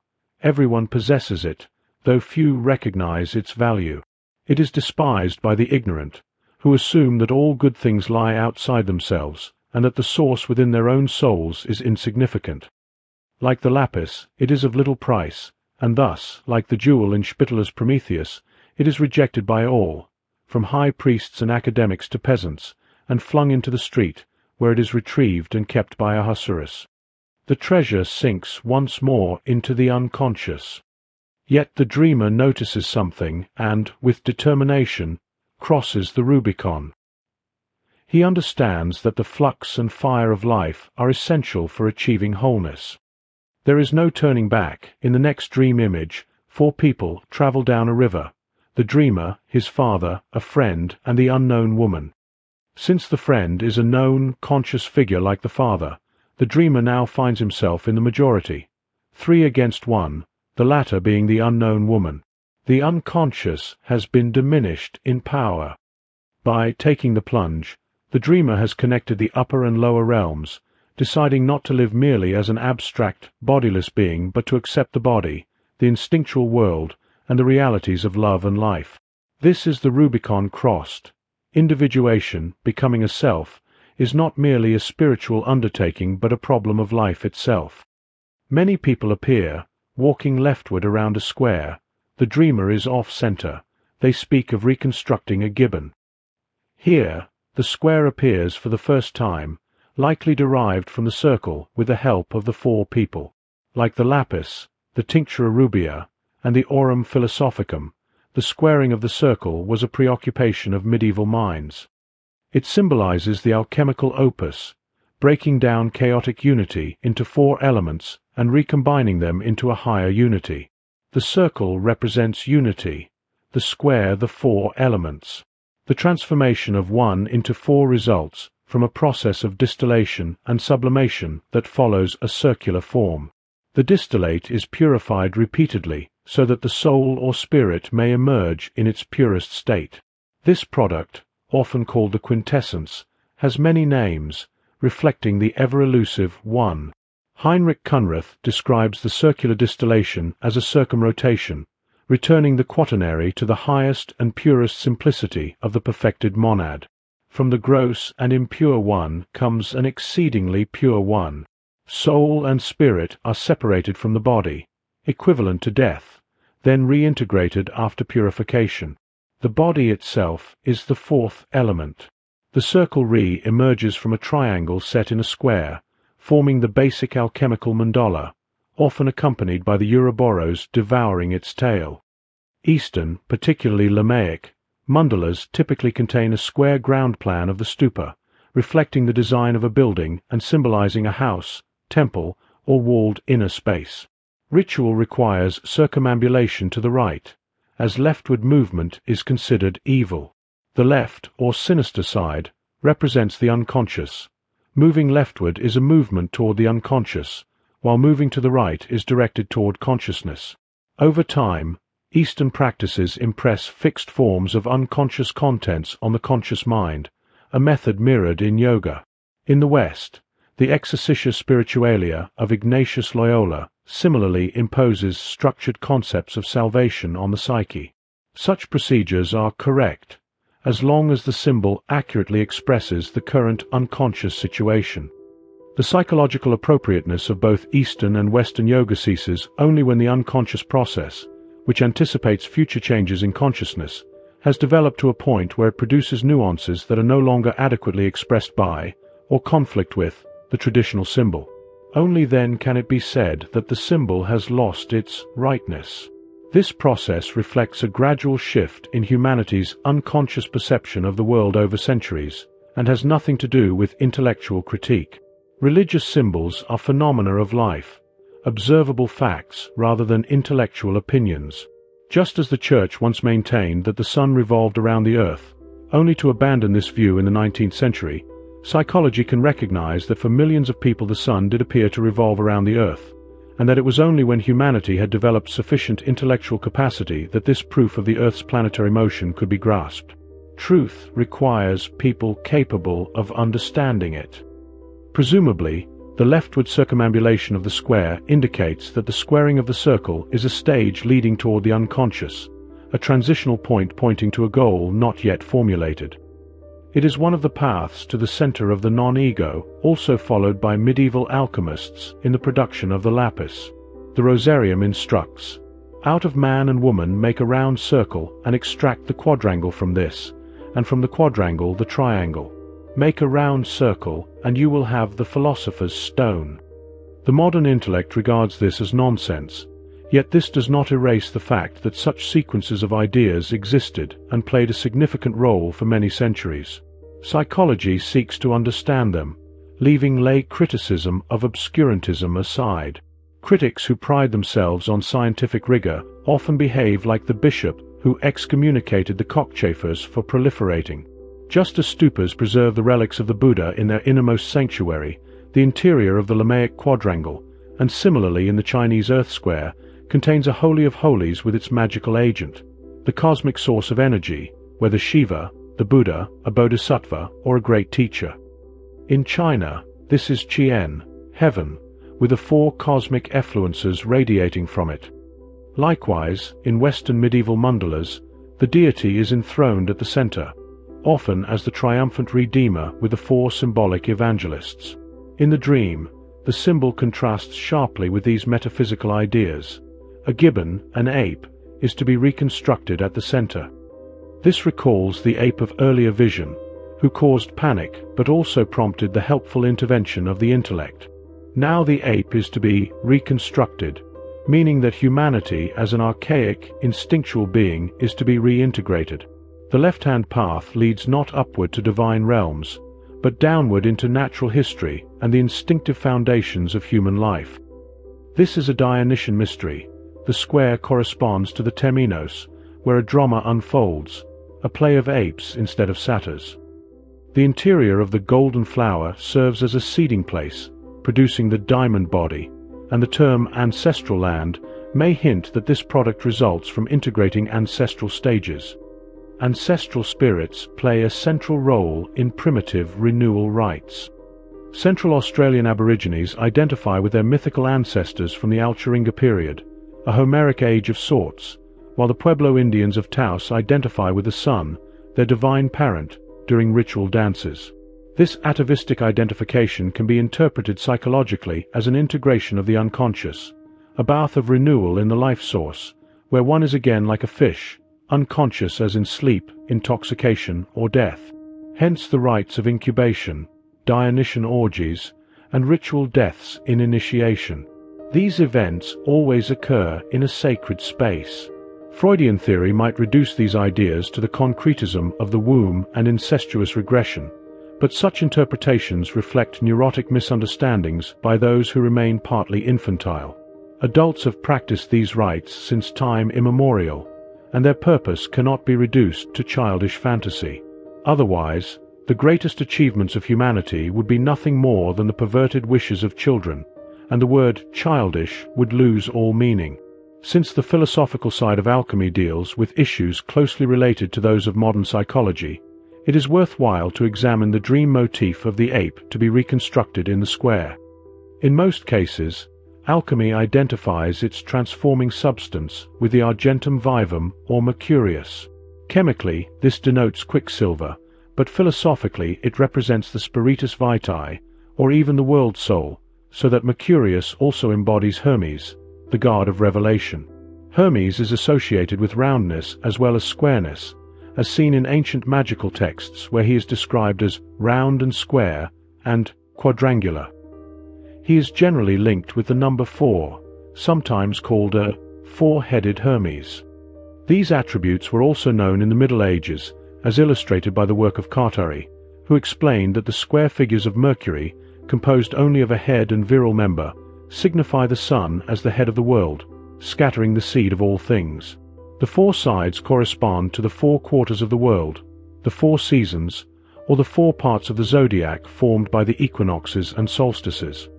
These qualities made Mercurius an ideal symbol for the transforming substance of alchemy, which is both round and square.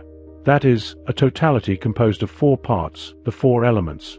Accordingly, the Gnostic fourfold original man, as well as Christ Pantocrator, is an image of the lapis. Western alchemy, largely of Egyptian origin, looks to the Hellenistic figure of Hermes Trismegistus, who sponsored the medieval Mercurius and ultimately derives from the Egyptian Thoth. Thoth's attribute was the baboon, and he was sometimes represented outright as an ape.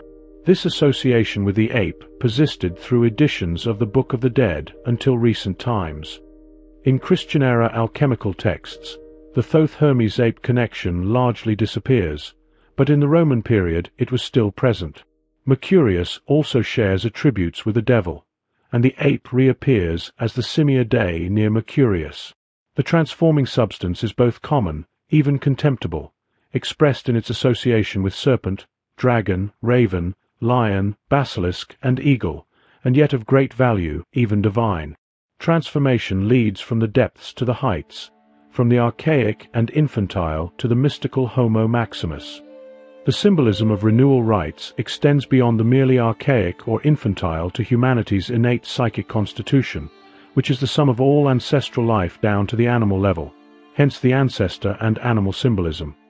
These rites aim to abolish the separation between conscious and unconscious, the real source of life, and to reunite the individual with the native soil of inherited instincts. Had these rites not produced results, they would not have arisen or survived. This dream illustrates that even when the conscious mind is far from the ancient conceptions, the unconscious still strives to bring them closer in dreams. Autonomy and self-sufficiency are necessary for consciousness, yet they carry the risk of isolation and stagnation, splitting off the unconscious and causing alienation from instinct. Loss of instinct produces error and confusion. The dreamer's position, not in the center but to one side, signals that his ego will no longer occupy the central position but must take a satellite-like role, or at least revolve as a planet around the central figure. The central place is reserved for the gibbon to be reconstructed, an appropriate symbol for the part of the psyche descending into the subhuman due to its kinship with man. From the cynocephaly or dog-headed baboon associated with Thoth-Hermes, the highest ape known to the Egyptians, its godlike qualities also make it a symbol for the part of the unconscious that transcends consciousness. It is widely accepted that the human psyche has layers below consciousness, but the possibility of layers above consciousness challenges conventional thinking. Experience shows that the conscious mind can occupy only a relatively central position, and must accept that the unconscious psyche surrounds and extends beyond it in all directions.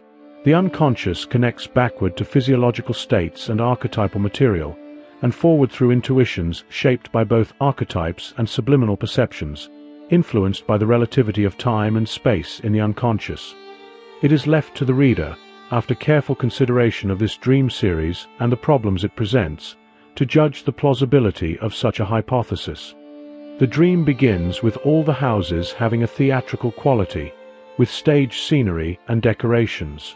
The name of Bernard Shaw is mentioned. The play is set in the distant future. On one of the sets there is a notice in English and German. This is the Universal Catholic Church. It is the Church of the Lord. All those who feel that they are the instruments of the Lord may enter. Beneath this, in smaller letters, is printed, "The church was founded by Jesus and Paul," like a company advertising its long-standing history. The dreamer says to a friend, "Come on, let's have a look at this." The friend replies, "I do not see why a lot of people have to gather when they're feeling religious." The dreamer answers, "As a Protestant, you will never understand." A woman nods emphatically in agreement. Then a proclamation appears on the church wall. "Soldiers, when you feel you are under the power of the Lord, do not address him directly. The Lord cannot be reached by words. We also strongly advise you not to engage in any discussions among yourselves concerning the attributes of the Lord. It is futile, for everything valuable and important is ineffable." Now they enter. The interior resembles a mosque, particularly the Hagia Sophia. No seats, creating a magnificent sense of space. No images, only framed texts decorating the walls, similar to the Quranic inscriptions in the Hagia Sophia. One text reads, "Do not flatter your benefactor." The woman who had agreed earlier bursts into tears, exclaiming, "Then there's nothing left." The dreamer replies, "I find it quite right," but she vanishes. At first, a pillar blocks the view, but when the dreamer changes position, a crowd becomes visible. He does not belong to them and stands alone, yet their faces are clear. In unison, the crowd says, "We confess that we are under the power of the Lord. The kingdom of heaven is within us." They repeat this 3 times with solemnity. The organ begins to play, and they sing a Bach fugue with chorale, though the original text is often omitted or replaced with coloratura singing. At times, the words are repeated, "Everything else is paper," indicating that it makes no living impression on him. When the chorale fades, the gemütlich part of the ceremony begins, almost like a student's party. People are cheerful and equable, moving about, conversing, greeting each other. Wine from an Episcopal seminary is served along with other refreshments. A toast is drunk to the health of the church. To celebrate the increase in membership, a loudspeaker plays a ragtime melody with a refrain, "Charles is also with us now." A priest explains, "These somewhat trivial amusements are officially approved and permitted. We must adapt a little to American methods. With a large crowd, this is inevitable. But we differ in principle from American churches by our decidedly anti-ascetic tendency." The dreamer awakens with a feeling of great relief. The temenos has become a sacred building, and the proceedings are thus religious. The grotesque humorous side of the Dionysian mystery emerges in the gemütlich part of the ceremony, where wine is served and a toast is drunk to the church's health. Inscriptions on the floor of an Orphic Dionysian shrine aptly state, "Only no water." Dionysian relics in the church, such as fish and wine symbolism, the Damascus chalice, the seal cylinder with a crucifix, and various inscriptions, appear, but these details can only be mentioned in passing. The anti-ascetic tendency clearly distinguishes this church from the Christian church, here described as American. America represents the ideal home of rational, practical intellect, which seeks to organize and control the world through a brain trust. This approach aligns with the modern formula, intellect equals spirit, but it overlooks the fact that spirit was never a human activity or function. The leftward movement in the dream, therefore, signifies a withdrawal from the modern world of ideas and a regression to pre-Christian Dionysian worship, where asceticism in the Christian sense does not exist. Yet the movement does not leave the sacred space. It maintains its sacramental character. It does not descend into chaos, but links the Church directly to the Dionysian sanctuary, retracing history in reverse. In this sense, the regression is not a lapse, but a systematic descent ad inferos, a psychological nikia. A similar motif appears in the dream of a clergyman with a conflicted relationship to his faith. Entering his church at night, he finds the choir wall has collapsed. The altar and ruins are overgrown with vines heavy with grapes, and moonlight shines through the gap. Another man, deeply concerned with religious matters, dreams of an immense Gothic cathedral, nearly dark, where high mass is being celebrated. Suddenly, an aisle wall collapses, and blinding sunlight floods the interior along with a herd of bulls and cows. This scene evokes a Mithraic setting, though Mithras was associated with the early church in a manner comparable to Dionysus. The church in the dream is a syncretic structure. The Hagia Sophia, an ancient Christian church later used as a mosque, fittingly combines Christian and Dionysian elements without one negating the other. This balance is crucial because the Gibbon's reconstruction occurs within the sacred precincts. Such a sacrilege could be misinterpreted as a diabolical fraud, casting the Gibbon as the devil, traditionally considered the ape of God. But the unconscious has no blasphemous intent. It seeks only to restore the missing Dionysus to the religious sphere, addressing the deficit noted in modern man. In the earlier vision where the ape first appeared, it was said that everything must be ruled by the light, including the Lord of Darkness with horns and cloven hoof, a Dionysian Correspond unexpectedly elevated to prince. The Dionysian element represents emotions and effects that lack religious expression in the predominantly Apollonian ethos of Christianity. Medieval carnivals and church games were abolished early, secularizing intoxication and removing divine ecstasy from sacred spaces. What remained was mourning, severity, and tempered spiritual joy. Pagan religions addressed this by integrating drunken ecstasy into their cults, exorcising the threat from Hades. Heraclitus captured this when he said that Hades is the same Dionysus honored in madness and wine festivals. In contrast, modern solutions have effectively flung open the gates of hell. A square space hosts intricate ceremonies aimed at transforming animals into humans. Two snakes, moving in opposite directions, must be eliminated simultaneously. Various animals are present, such as foxes and dogs. The participants walk around the square and must allow themselves to be bitten in the calf by these animals at each of the four corners. If they flee, the entire process fails. Higher animals then appear, bulls and ibexes, while four snakes glide into the four corners. The congregation files out, and two sacrificial priests carry a large reptile, using it to touch the forehead of a shapeless life mass. Immediately, a human head rises from it, transfigured, and a voice proclaims, "These are attempts at being." The dream can be understood as illustrating the process occurring in the square. Animals are to be transformed into men. A shapeless life mass is to be transfigured into a human head through magical contact with a reptile, presumably a snake. The life mass represents the mass of the inherited unconscious, which must be integrated with consciousness. The ceremonial use of a serpent, an archetypal symbol, is central to this transformation. It is the healing serpent, a representation of the god, and recurs throughout spiritual traditions. In the mysteries of Sabazius, a golden snake was lowered into the lap of the initiated and lifted away again.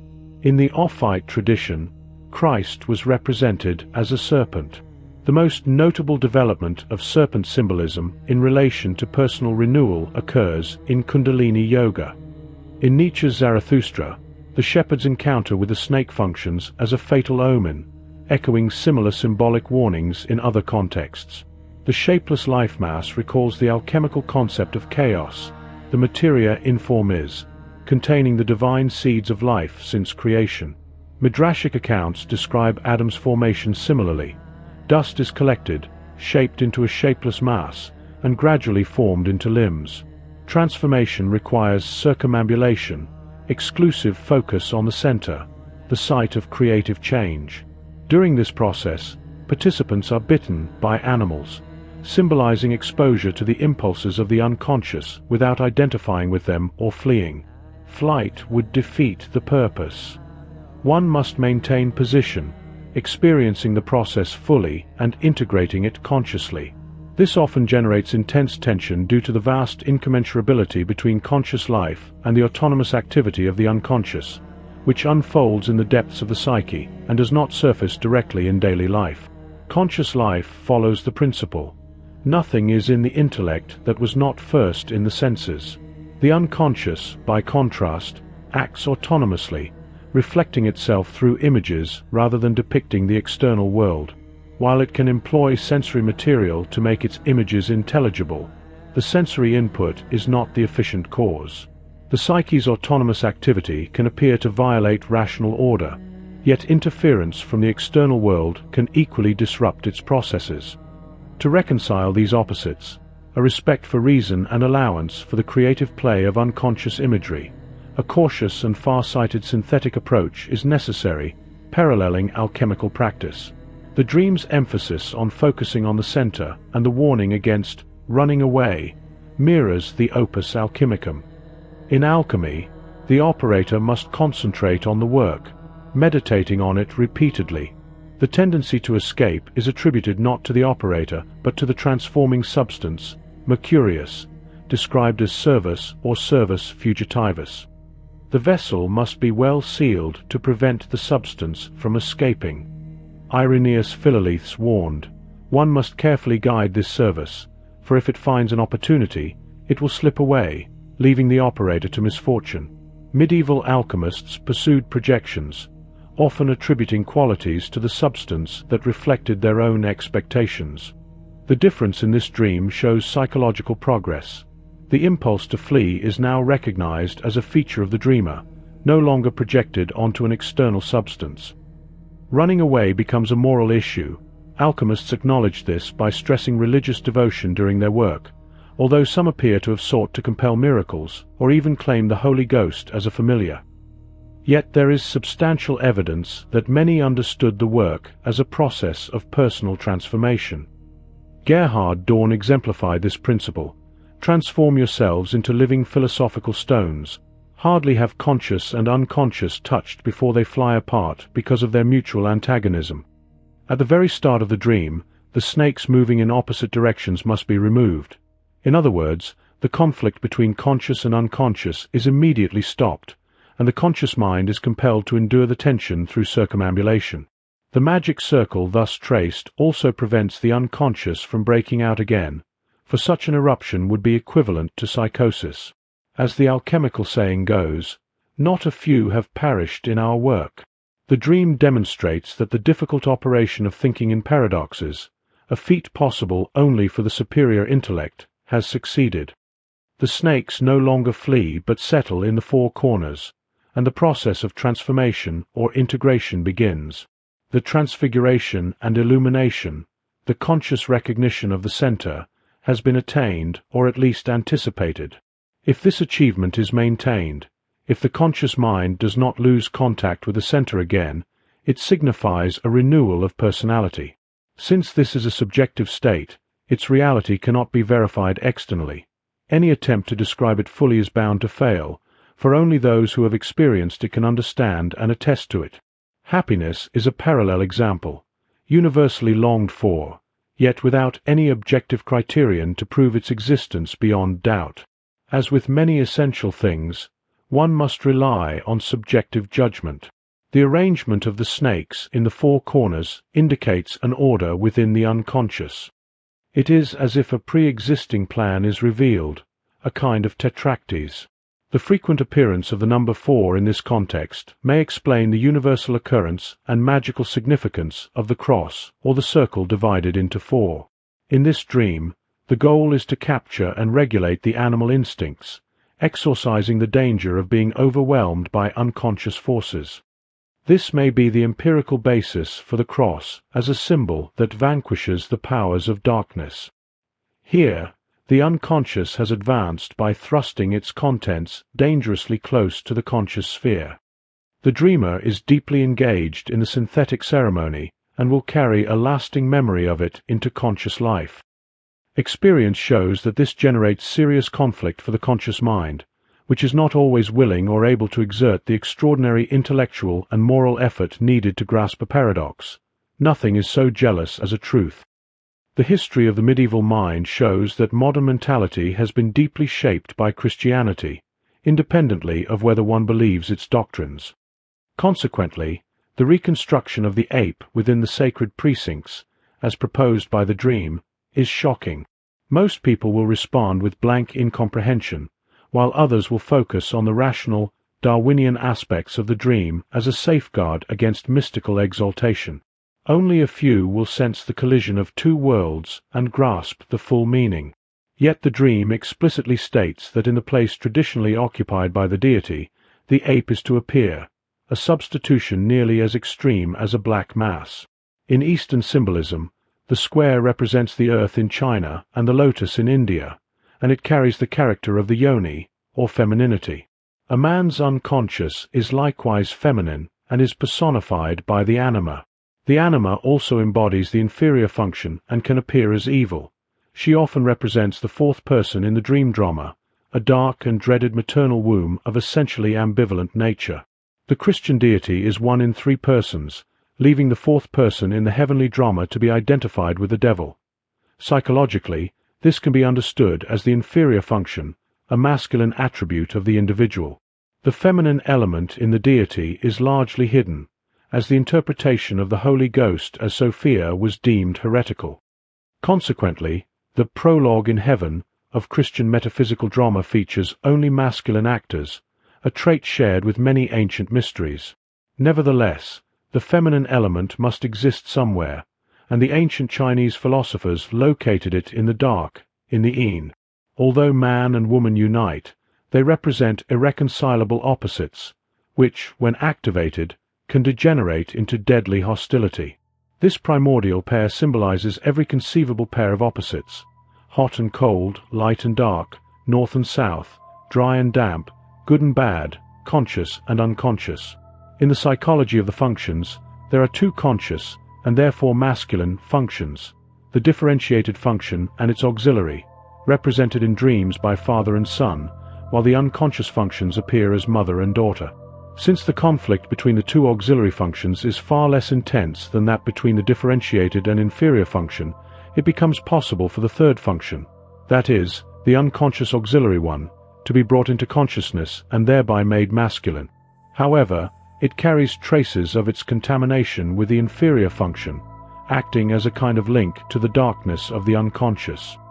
It was in keeping with this psychological fact that the Holy Ghost could be heretically interpreted as Sophia, for the Holy Ghost mediates birth in the flesh, enabling the deity to shine forth within the darkness of the world. This association likely accounts for suspicions of femininity, for Mary was seen as the dark earth of the field, the virgin earth not yet watered by rain. The fourth function, contaminated with the unconscious, brings the whole of the unconscious into awareness when made conscious. One must then confront the unconscious and attempt a synthesis of opposites. At first, violent conflict arises, the kind any reasonable person would experience when forced to accept seemingly absurd beliefs.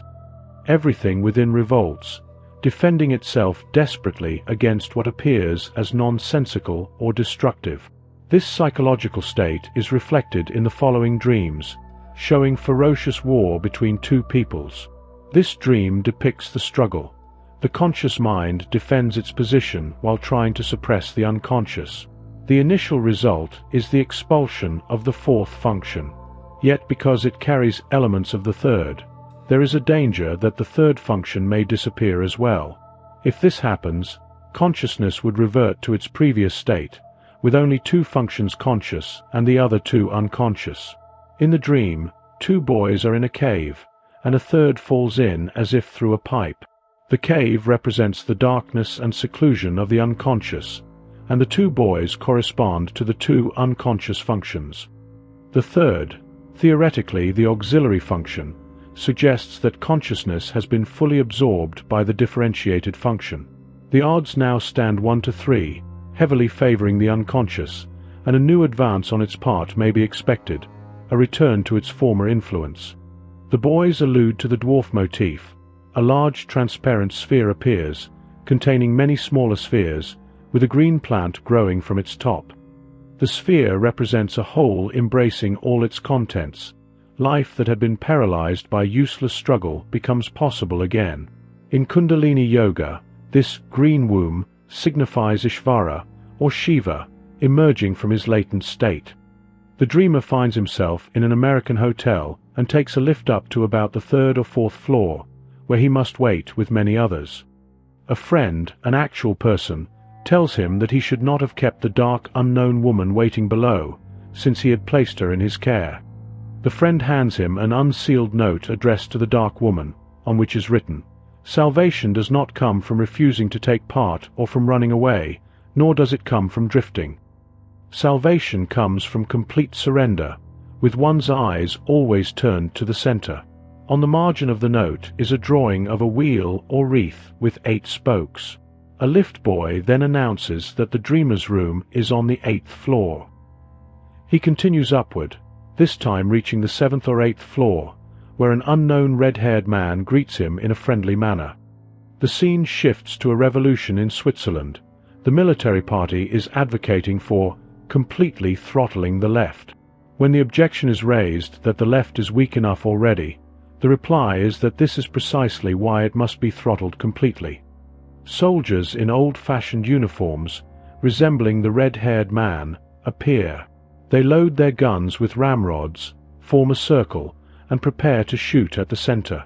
Ultimately, they do not fire and seem to march away, leaving the dreamer in terror. The tendency to re-establish wholeness, already indicated in the preceding dream, again comes into conflict with a consciousness of a completely different orientation. The American hotel is appropriate, symbolizing the modern, practical intellect. The lift's ascent corresponds to something rising from the subconscious, the unconscious content, namely, the mandala characterized by the number 4. Ideally, the lift would rise to the 4th floor, but since the 4th function is taboo, it rises only to about the 3rd or 4th. This situation affects not only the dreamer, but many others who must all wait until the 4th function can be accepted. A friend points out that the dreamer should not have left the dark woman, symbolizing the anima and the tabooed function, waiting below in the unconscious. The dream emphasizes that this is not merely an individual issue, but a collective one, as the recent animation of the unconscious has raised questions unforeseen in the 19th century. Nietzsche, in Zarathustra, rejected the snake and the ugliest man, thereby exposing himself to a heroic strain of consciousness that ultimately led to collapse, as foreshadowed in the text. The advice on the note is profound and precise.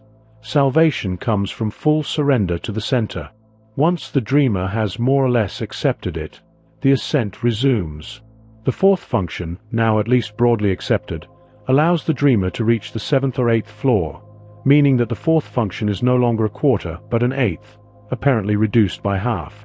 This hesitation before the final step to wholeness finds a parallel in Faust 2. In the cabaret scene, resplendent mermaids emerge from the water, bringing a forme severe. The feminine figures symbolize the sea and the waves of the unconscious. The word severe recalls architectural or geometrical forms that convey definite ideas without romantic embellishment. The form gleams from the shell of a tortoise, primitive and cold-blooded like the snake, representing the instinctual aspect of the unconscious. This image corresponds to the hidden, creative dwarf gods, hooded and cloaked, kept in the Dark Sister, yet appearing on the seashore as small figures about a foot high. As kinsmen of the unconscious, they guide navigation into darkness and uncertainty. In the guise of the dactyls, they also symbolize invention, small and seemingly insignificant like unconscious impulses, yet endowed with immense latent power. The title El Gabir confirms this, the great, the mighty one. The Nereids and Tritons sing, 3 have followed where we led, but the 4th refused to call. He, the rightful seer, said his was the task to think for one and all. The sirens reply that a god may find sport in setting a god at naught, and so one should honor the grace they bring while fearing their threatening. It is characteristic of Goethe's feeling-toned nature that the fourth should be the thinker. If the supreme principle is feeling is all, then thinking must take a subordinate role and remain submerged. Faust I portrays this development. As Goethe modeled himself in the story, thinking becomes the fourth taboo function.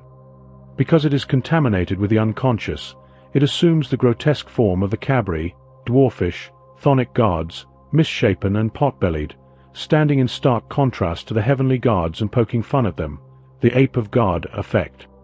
The Nereids and Tritons continue. 7 there should really be. The sirens ask where the other 3 are. Nereids and Tritons respond that they do not know, and that a quest on Olympus may yet reveal an 8th, though none else thought of him. They are well inclined in grace, but not yet perfect. These beings, beyond compare, yearn unexplainably, pressing with hunger to share in the unattainable. It is noted that there are truly 7, yet the 8th remains uncertain, as the 4th did before. The cabri, though previously depicted as lowly and dark, are also found on Olympus, eternally striving from depths to heights, always both below and above. The severe image represents an unconscious content struggling toward the light. It seeks and embodies what has been called the treasure hard to attain. This is confirmed by the sirens. Fame dims with ancient time, honor droops in men of old. Though they have the golden fleece, the cabri remain. The golden fleece is the coveted goal of the perilous argosy, a synonym for attaining the unattainable. Thales remarked wisely that what men most seek on earth is the value of rust. It is rust alone that gives the coin its worth.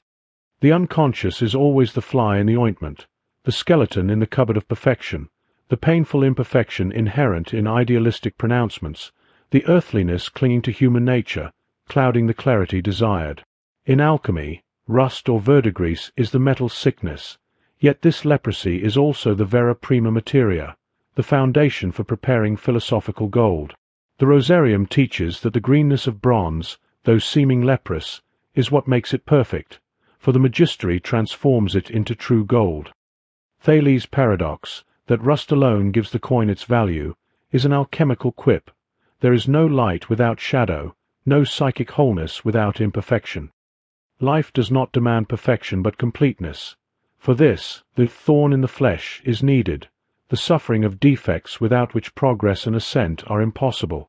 The problem of 3 and 4, 7 and 8, which Goethe explored, was a long-standing puzzle in alchemy and goes back to texts attributed to Christianos.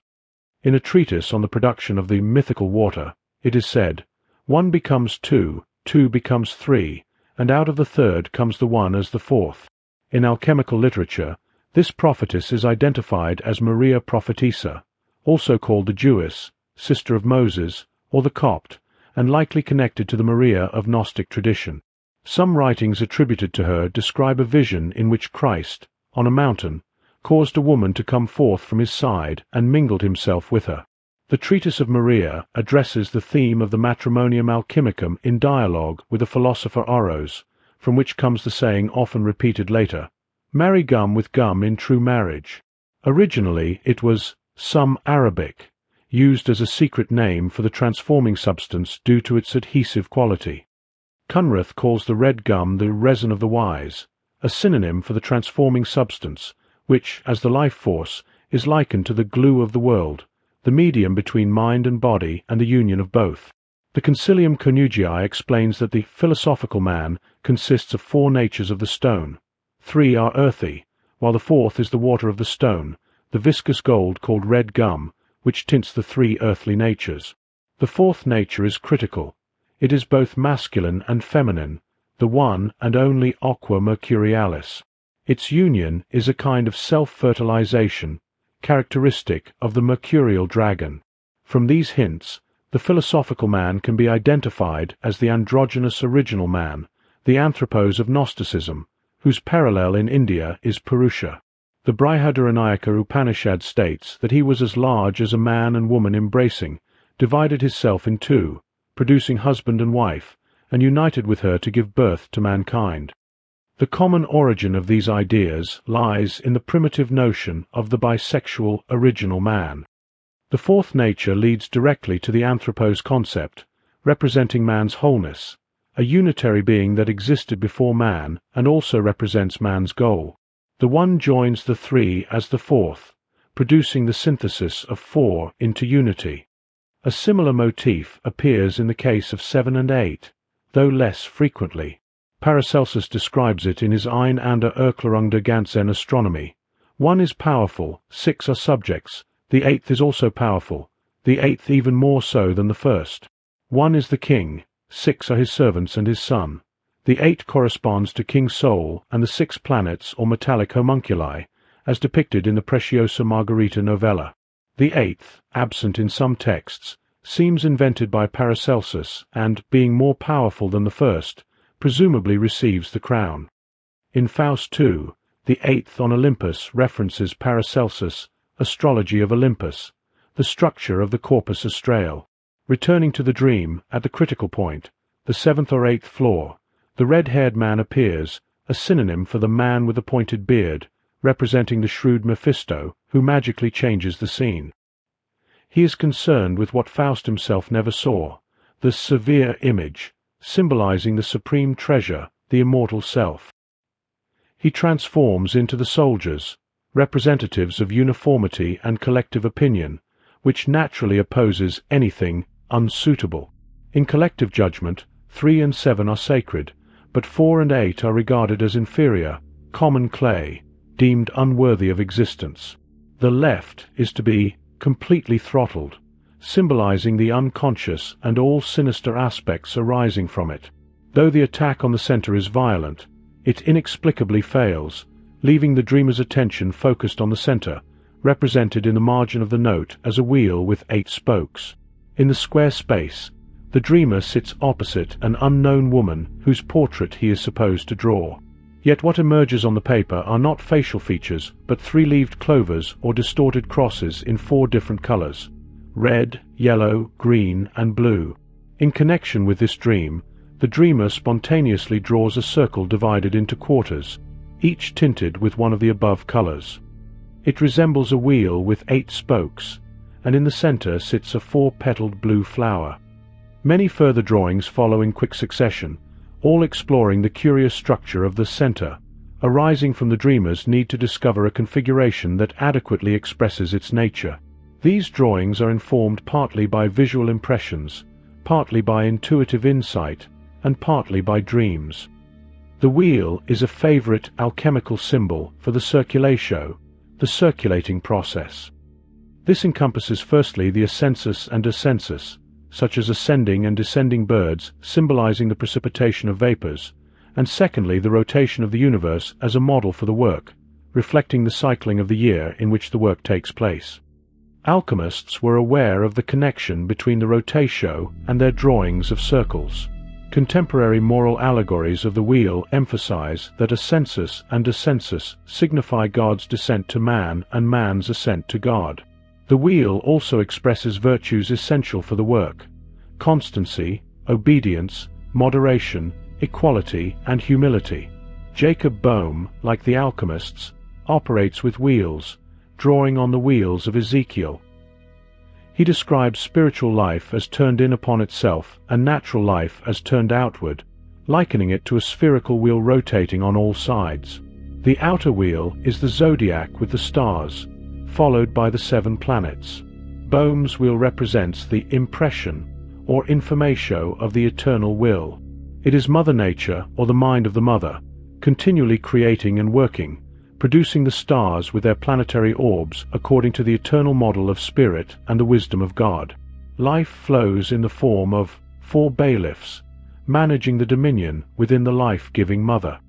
These bailiffs correspond to the 4 elements, which the wheel of the mind, or astrum, endows with will and desire.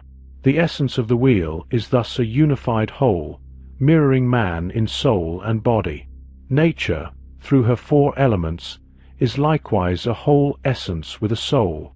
This sulphurian wheel is the source of both good and evil, guiding them and emerging from them. Boehm's mysticism is deeply influenced by alchemy. He explains that the form of birth is like a turning wheel, caused by Mercurius in the sulfur. This birth is the golden child, the archetype of the divine child, whose masterwork man is Mercurius. Mercurius himself is the fiery wheel of the essence, often represented as a serpent. Similarly, the unenlightened soul is a fiery Mercurius. Vulcan ignites the fiery wheel of the essence in the soul when it separates from God, giving rise to desire and sin, the so-called wrath of God.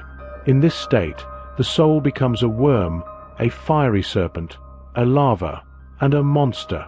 The interpretation of the wheel in Boehm reveals an aspect of the mystical secret of alchemy and is therefore important both psychologically and symbolically. The wheel serves as a concept of wholeness, representing the essence of mandala symbolism, and in doing so it encompasses the mysterium iniquitatis. The idea of the center, which the unconscious has repeatedly presented to the dreamer's conscious mind, is beginning to gain a foothold and exert a peculiar fascination. The next drawing depicts the blue flower again, this time subdivided into 8. Other images follow: 4 mountains surrounding a crater lake, and a red ring lying on the ground with a withered tree in its center, around which a green snake coils in a leftward motion. To the layman, the careful attention devoted to this problem may seem puzzling. However, a basic understanding of yoga and the medieval philosophy of the lapis clarifies the purpose. Squaring the circle was one method for producing the lapis, and another was the disciplined use of imagination. A text from that tradition emphasizes, "Take care that thy door be well and firmly closed, so that he who is within cannot escape, and, God willing, you will reach the goal." Nature performs her operations gradually, and so should you. Let thy imagination be guided wholly by nature. Observe according to nature how the substances regenerate themselves in the bowels of the earth, and imagine this with true, not fantastic, imagination. The vas bene clausum, or well-sealed vessel, is frequently mentioned in alchemy and is equivalent to the magic circle.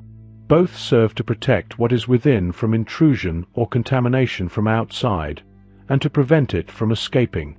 The term imaginatio is here understood as the real and literal power to create images, in contrast to fantasia, which signifies mere fanciful or insubstantial thought. Imaginatio is the active evocation of inner images according to their nature, an authentic intellectual act that does not indulge in aimless fantasy, but seeks to grasp inner facts and portray them faithfully. This activity is a true opus, a work. The dreamer's careful handling of his inner experiences reflects this opus-like effort, conscientiously, accurately, and carefully recording and elaborating the content now pushing into consciousness. The resemblance to alchemical work is evident, and the analogy is confirmed by the dreams themselves, as subsequent dreams will demonstrate. The present dream, from which the earlier drawings originated, shows no indication that the left has in any way been throttled. On the contrary, the dreamer finds himself once more in the sacred space, facing the unknown woman who personifies the fourth or inferior function. His drawing of the wheel, with a 4-petaled blue flower at its center, was anticipated by the dream. What the dream represents in personified form, the dreamer now reproduces as an abstract ideogram. This suggests that the meaning of the personification could also be expressed in a different form. This other form, such as the 3-leaved clover or distorted cross, recalls the ace of clubs in an earlier dream, where its analogy with the irregular cross was noted. The analogy is confirmed here. In this dream, the symbol of the Christian Trinity is overshadowed or colored by the alchemical quaternity. The colors concretize the tetractys. The quaternity of colors represents a preliminary stage of the lapis, as the alchemical literature emphasizes that the lapis unites all colors within itself. The rosarium affirms, "Our stone is from the 4 elements." Similarly, the philosophical gold contains the 4 elements in equal proportions. The 4 colors in the dream therefore signify the transition from trinity to quaternity and, ultimately, to the squared circle, which alchemists regard as closest to the lapis due to its roundness and perfect simplicity. Accordingly, a recipe for the preparation of the lapis attributed to Raymundus instructs: take the simplest and roundest body, avoiding triangles or quadrangles, because the round approaches simplicity more closely. A simple body has no corners, just as the sun among the stars is the first and last among the planets. In a subsequent dream, two people discuss crystals, particularly a diamond. This evokes the lapis, revealing the historical background and indicating that the dreamer is engaging with the coveted lapis, the treasure hard to attain. The dreamer's work represents an unconscious recapitulation of hermetic philosophical efforts. Another dream concerns the construction of a central point and the creation of symmetry by reflection at this point. The word constructing emphasizes the synthetic character of the opus and the laborious effort required of the dreamer. This symmetry responds to the conflict in a previous dream regarding the complete throttling of the left. Each side must perfectly mirror the other at the central point, which possesses reflective qualities. It may be a crystal or a sheet of water. This reflective property alludes to the lapis, the philosophical gold, the elixir, or the aqua nostra. Just as the right represents the world of consciousness and its principles, so through reflection the picture of the world is inverted to the left, producing a corresponding world in reverse. The left appears as valid as the right. The unconscious, with its mostly unintelligible order, becomes the symmetrical counterpart of consciousness, although it remains unclear which is reflecting and which is reflected. The center may thus be regarded as the intersection point of two worlds that correspond but are inverted through reflection. The idea of creating symmetry thus suggests a kind of climax in the task of accepting the unconscious and integrating it into a comprehensive picture of the world. Here, the unconscious exhibits a cosmic character. In the next dream, it is night, with stars scattered across the sky. A voice announces, "Now it will begin." The dreamer asks what will begin, and the voice replies, "The circulation can begin." A shooting star then falls in a curious curve to the left. The scene shifts, placing the dreamer in a rather squalid nightclub. The proprietor, seemingly an unscrupulous crook, is present with some bedraggled-looking girls. A quarrel erupts over left and right. The dreamer leaves, driving around the perimeter of a square in a taxi, before returning to the bar. The proprietor remarks, "What they said about left and right did not satisfy my feelings. Is there really a left and a right side to human society?" The dreamer answers, "The existence of the left does not contradict the right. Both exist in everyone. The left is the mirror image of the right. When I recognize it as a mirror image, I am at one with myself." Human society has no absolute right or left, only symmetrical and lopsided people. The lopsided are those who can express only one side, either left or right. They remain in a childish state. The proprietor replies meditatively, "Now that's much better," and goes about his business. This dream is given in full because it illustrates how the ideas hinted at in the previous dream have been taken up by the dreamer. The notion of symmetrical proportion has now been stripped of its cosmic scope and translated into psychological terms, expressed through social symbols. Right and left function almost like political slogans. Nevertheless, the beginning of the dream retains the cosmic aspect. The dreamer noted that the curved path of the shooting star matched exactly the line he had drawn when sketching the eightfold flower. The curve traced the edge of the petals, so to speak, outlining a flower that spreads across the entire starry heaven. What begins here is the circulation of light. This cosmic flower roughly corresponds to the rose in Dante's Paradiso. The cosmic quality of an experience, an inner occurrence understood psychologically, can feel alien or overwhelming, provoking a compensatory reaction from below. The cosmic symmetry is thus brought down to the level of human society, or more precisely, the dreamer himself. When the proprietor observes that the dreamer's psychological understanding is much better, the implicit judgment is still, but not perfect. The quarrel over right and left in the bar symbolizes the inner conflict that arises when the dreamer is called to recognize symmetry. He hesitates because the opposite side appears so threatening that he prefers not to examine it closely. This explains the magical circumambulatio, the drive around the square, requiring him to remain within and face his mirror image without fleeing.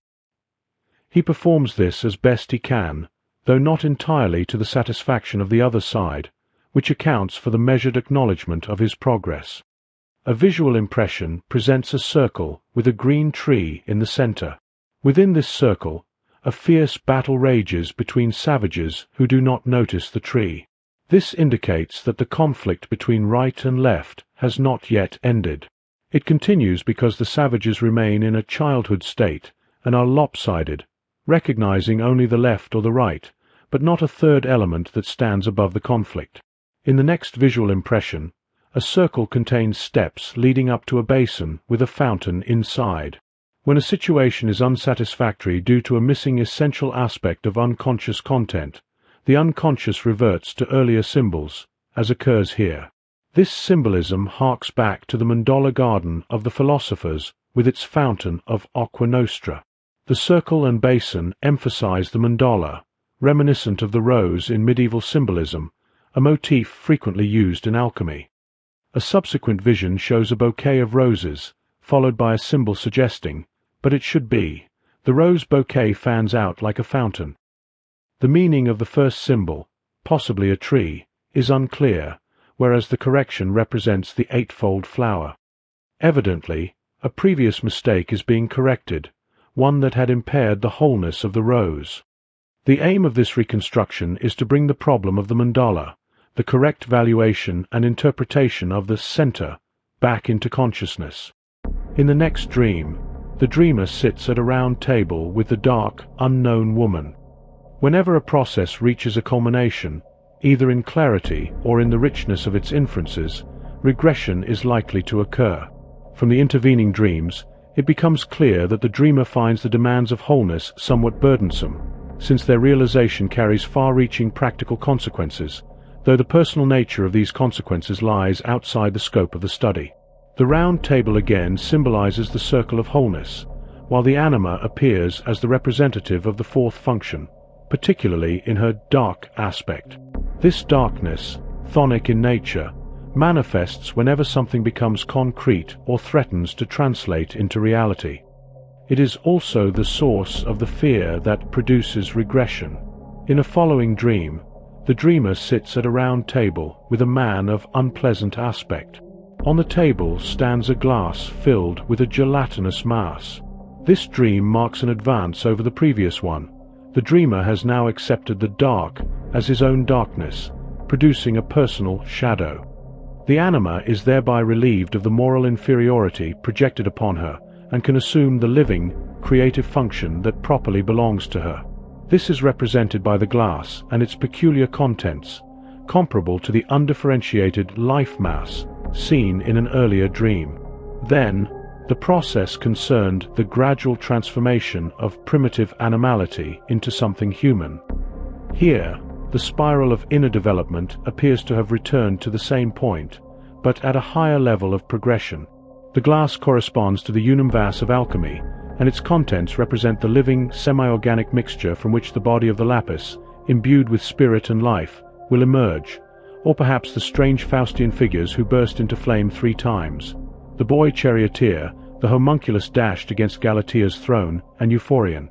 All of these figures symbolize a dissolution of the center into its unconscious elements. It is clear that the lapis is not merely a stone, as it is explicitly described as being composed of animal, vegetable, and mineral matter, and consisting of body, soul, and spirit. Moreover, it grows from flesh and blood. For this reason, the philosopher Hermes in the Tabula Smaragdina remarks that the wind hath carried it in his belly. Thus, wind is equated with air, air with life, and life with soul. The stone is midway between perfect and imperfect bodies, and that which nature begins is perfected through the art.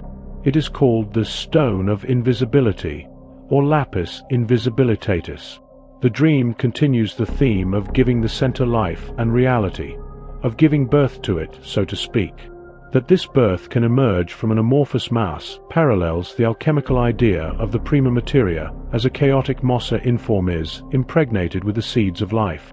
Qualities such as those of gum arabic or glue are attributed to this substance, and it is also described as viscous and unctuous.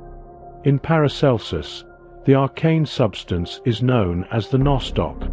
Although the dreamer's gelatinous mass may draw on modern associations like nutrient soil or jelly-like growths, atavistic ties to much older alchemical ideas persist unconsciously, influencing the choice of symbols.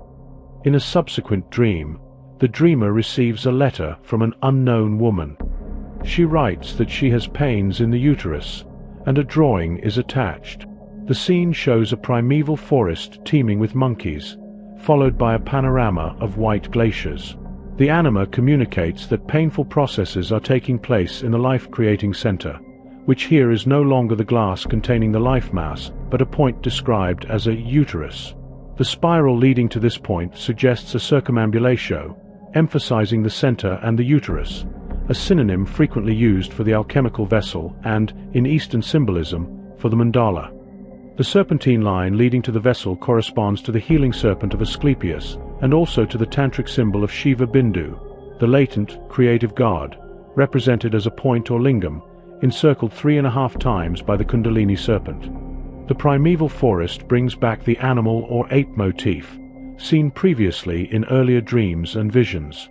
In prior instances, it led to the announcement that everything must be ruled by the light, and later to the transfigured head.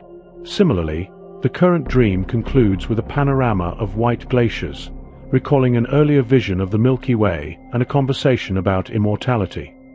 Here, the glacier serves as a bridge back to the cosmic aspect that had caused the previous regression. As is nearly always the case, the earlier cosmic content does not return in its original simple form. It carries a new complication, the memory of the conversation about immortality.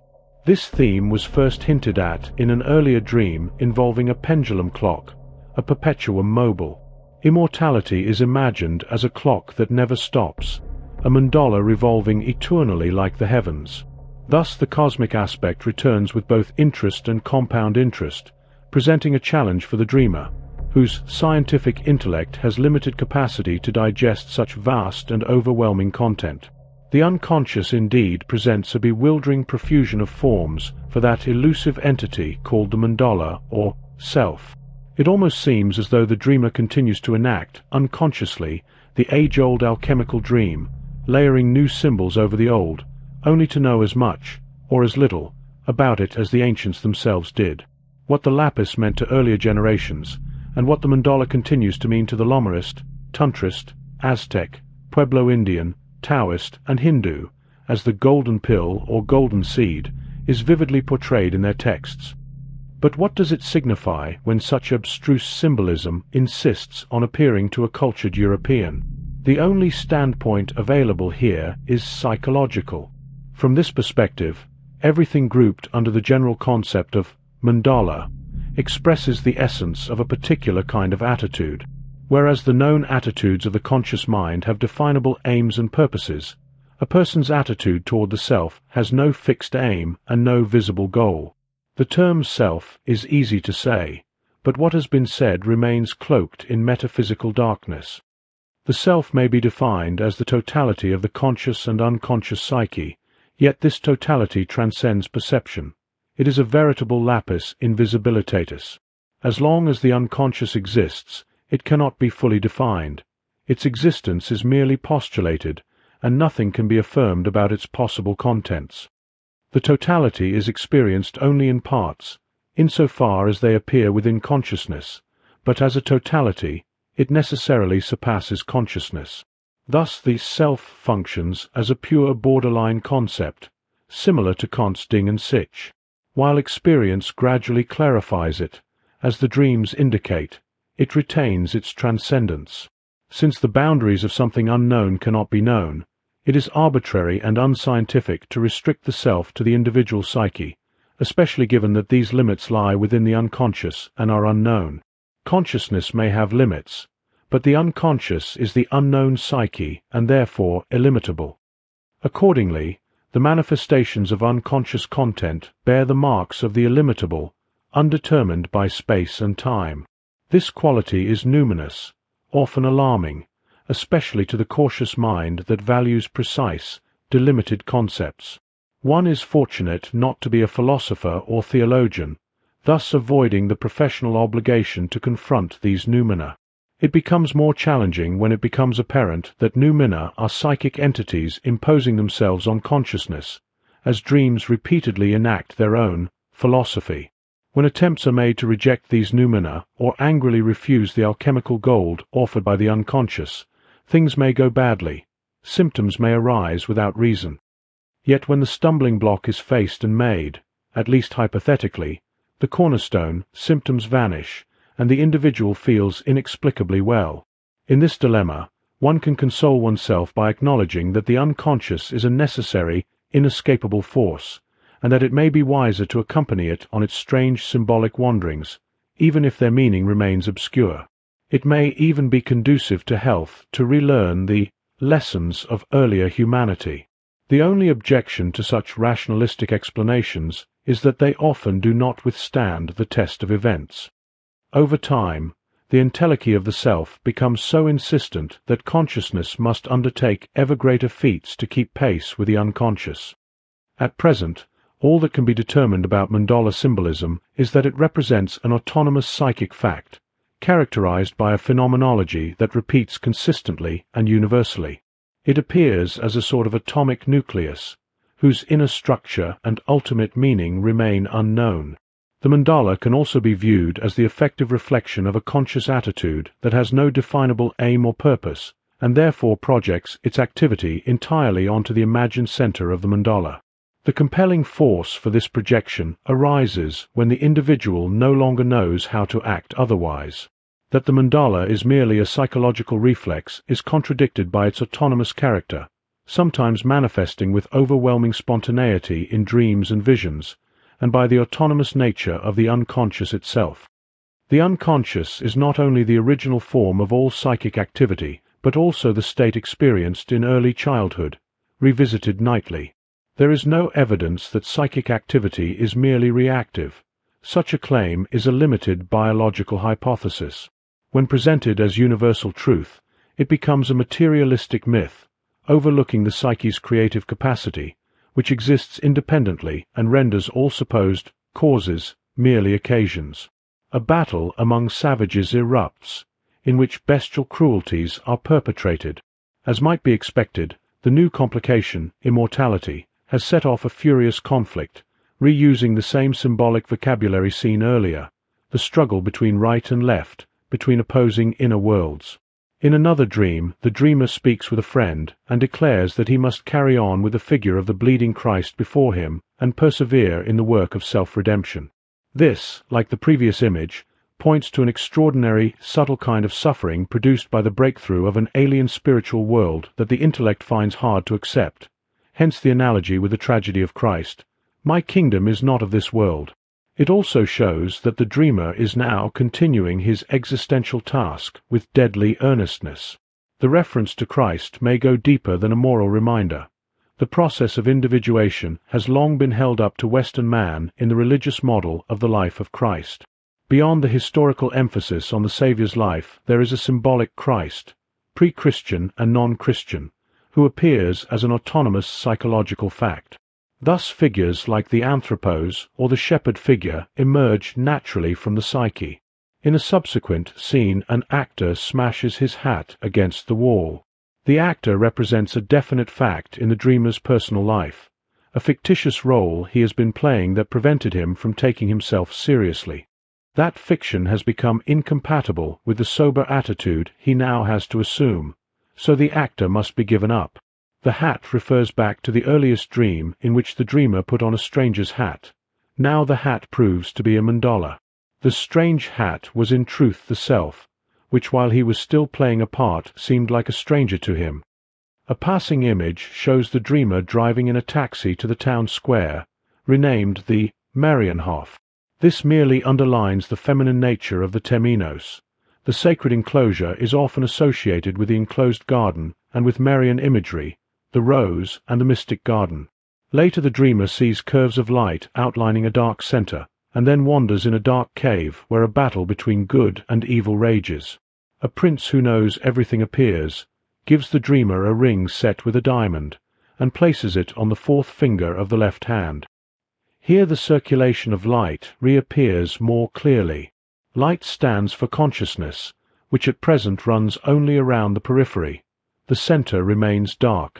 To enter the cave is to set the inner conflict in motion again. The prince, aloof and all-knowing, is the possessor of the precious stone. His gift signifies the dreamer's vow to the self, the wedding-like pledge symbolized by the ring on the fourth finger of the left hand. Since the left stands for the unconscious, the scene implies that the situation is still largely shrouded in unconsciousness. The prince seems to represent the enigmatic king of inner authority. The dark cave corresponds to the vessel in which opposites contend. The self manifests in those opposites and in their conflict, a coincidentia oppositorum, hence the way to the self must begin with conflict. A circular table stands with 4 chairs around it, all empty. This dream confirms the previous observation. The mandala is not yet fully in use. The dreamer falls into an abyss. At the bottom, a bear awaits, its eyes gleaming alternately in red, yellow, green, and blue. In fact, the bear has 4 eyes, each transforming into one of these lights. The bear vanishes, and the dreamer moves through a long, dark tunnel. At the far end, light shimmers. A treasure lies there, and on top of it rests a ring set with a diamond, said to guide him on a long journey to the east. This waking dream reveals the dreamer's continued preoccupation with the dark center. The bear represents the chthonic element that could overwhelm him. Yet it becomes clear that the animal ultimately leads to the 4 colors, which in turn point to the lapis, the diamond whose prism contains all the hues of the rainbow. The journey to the east likely signifies the unconscious as a distant or antipodal realm. In legend, the Grail stone originates in the east and must return there. In alchemy, the bear corresponds to the nigredo of the prima materia, from which emerges the colorful cauda pavonis. Under the guidance of the unknown woman, the dreamer must locate the pole, even at the risk of his life. The pole represents the point around which all turns, another symbol of the self. Alchemy expressed this analogy. In the pole resides the heart of Mercurius, the true fire in which his master rests. When navigating the Great Sea, one sets course by the North Star. Mercurius is the world soul, and the pole is its heart.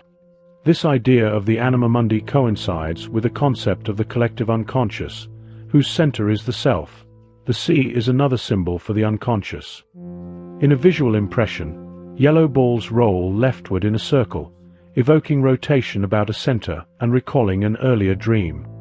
In another dream, an old master points to a spot on the ground illuminated in red. He shows the dreamer the center. The redness may signify the dawn, like the rubedo in alchemy, which typically precedes the completion of the work. Yet another dream presents a yellow light, sun-like, looming through murky fog. 8 rays emanate from the center. This is the point of penetration. The light ought to shine through, but has not yet succeeded. The dreamer noted that this point of penetration corresponds exactly to the pole seen in the previous dream. It is indeed a manifestation of the sun, now yellow, but still murky, indicating incomplete understanding. The notion of penetration points to the effort required to arrive at a decision. In alchemy, yellow, or citrinitas, often coincides with a rubedo. The gold is yellow or reddish-yellow. The dreamer finds himself in a square enclosure where he must remain still. It is a prison for small people, perhaps Lilliputians or children. A wicked woman supervises them. The children begin moving, circulating around the perimeter. The dreamer wishes to escape, but is unable to. One child transforms into an animal and bites him in the calf. The lack of clarity demands further concentration. The dreamer remains in a childhood state, still lopsided, and confined within the temenos under the charge of a wicked mother anima. The animal appears as in an earlier dream, and the bite signifies that he must expose himself and pay a price. The circumambulatio represents continued focus on the center. The tension is nearly unbearable, yet he awakens with an intense and pleasant sense of accomplishment, as if holding a diamond in his hand. The children evoke the dwarf motif, which may indicate unconscious formative powers or Kabiric elements, and simultaneously allude to his still childish condition. In another dream, a parade ground appears with troops forming an 8-rayed star that rotates to the left. They are not preparing for war. The key point is that the conflict seems resolved. The star is not celestial or a diamond, but a human-made configuration on the earth. The dreamer is again imprisoned in the square enclosure, where lions and a wicked sorceress appear. He cannot leave this chthonic prison because he is not yet ready to fulfill an important personal duty, a source of deep apprehension. Lions, like all wild animals, signify latent effects. In alchemy, the lion is a fiery animal, emblematic of the devil, representing the danger of being consumed by the unconscious. A wise old man shows the dreamer a peculiar marking on the ground. This likely represents the place on earth where the dreamer belongs if he is to realize the self, analogous to an earlier vision. In another dream, an acquaintance wins a prize for unearthing a potter's wheel. The wheel rotates on the ground, producing earthen vessels, figuratively representing human bodies. Its roundness refers to the self and the creative activity in which it manifests. The potter's wheel also symbolizes the recurring theme of circulation. The dreamer then envisions a starry figure rotating. At the cardinal points of the circle, images represent the seasons. Just as a definite place was established before, now time is determined. Place and time are the most general and necessary elements in any definition, and a definite location in both is part of a man's reality. The seasons correspond to the quartering of the circle and the cycle of the year. The year symbolizes the original man. The rotation indicates that the circle should be understood as dynamic rather than static.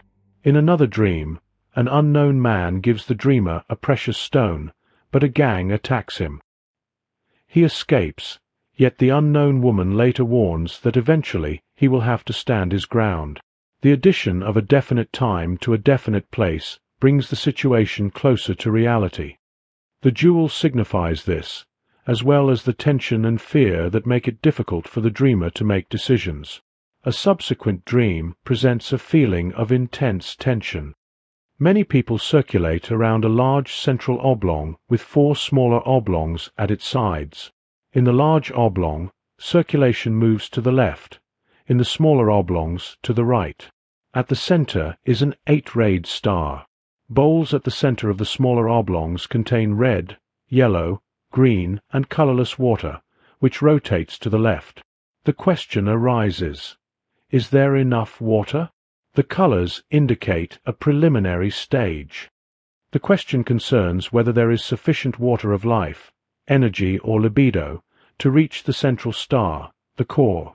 Circulation to the left in the central oblong shows consciousness moving toward the unconscious. The center is not yet fully illuminated. Rightward circulation in the smaller oblongs, representing the quaternity, suggests that the 4 functions are becoming conscious. Blue is missing, and the square ground plan has been lost. The horizontal predominates over the vertical, indicating that ego consciousness is dominant, diminishing depth and height. The mandala is disturbed, and the polarity of the functions is not yet fully recognized. In another vision, the dreamer is in a rectangular dance hall. People circulate to the left. Suddenly an order is given, "To the colonels." The dreamer must first go to an adjoining room to crack some nuts. Then the people descend to the water. The dream shows that it is time to reach the core, but the dreamer must complete certain tasks first, corresponding to one of the 4 functions. The process descends to the water, and the vertical is restored. The previously distorted oblong becomes a square again, symbolizing complete symmetry between conscious and unconscious with all its psychological implications. The dreamer finds himself in an empty square room that rotates. A voice cries, "Don't let him out, he won't pay the tax." This refers to his incomplete self-realization in a personal matter, an essential condition of individuation that cannot be avoided. The previous emphasis on verticality had been neglected, causing a flattening of the personality into a recumbent oblong. After this, the dreamer worked on 6 mandalas, attempting to determine the correct vertical length, circulation, and color distribution. At the end of this work, the following dream occurs unabridged. The dreamer approaches a solemn, unfamiliar house, the house of the gathering. Many candles burn inside in a pattern with 4 points ascending. Outside, at the door, an old man stands. People enter silently, standing motionless to collect themselves inwardly. The man at the door says that when they exit, they will be cleansed. Inside, the dreamer can concentrate perfectly. A voice warns, "What you are doing is dangerous." Religion is not a tax to be paid to rid yourself of the woman's image, for it cannot be removed. Woe to those who use religion as a substitute for another side of the soul. They are in error and accursed. Religion is not a substitute. It complements the other activities of the soul as its ultimate completion. From the fullness of life shall you bring forth your religion. Only then shall you be blessed. As these words resound, distant organ music plays simple chords, reminiscent of Wagner's fire music. Upon leaving the house, he sees a burning mountain and senses, the fire that is not put out is a holy fire.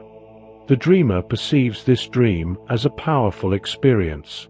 Its quality is numinous, suggesting that it marks a new climax of insight and understanding.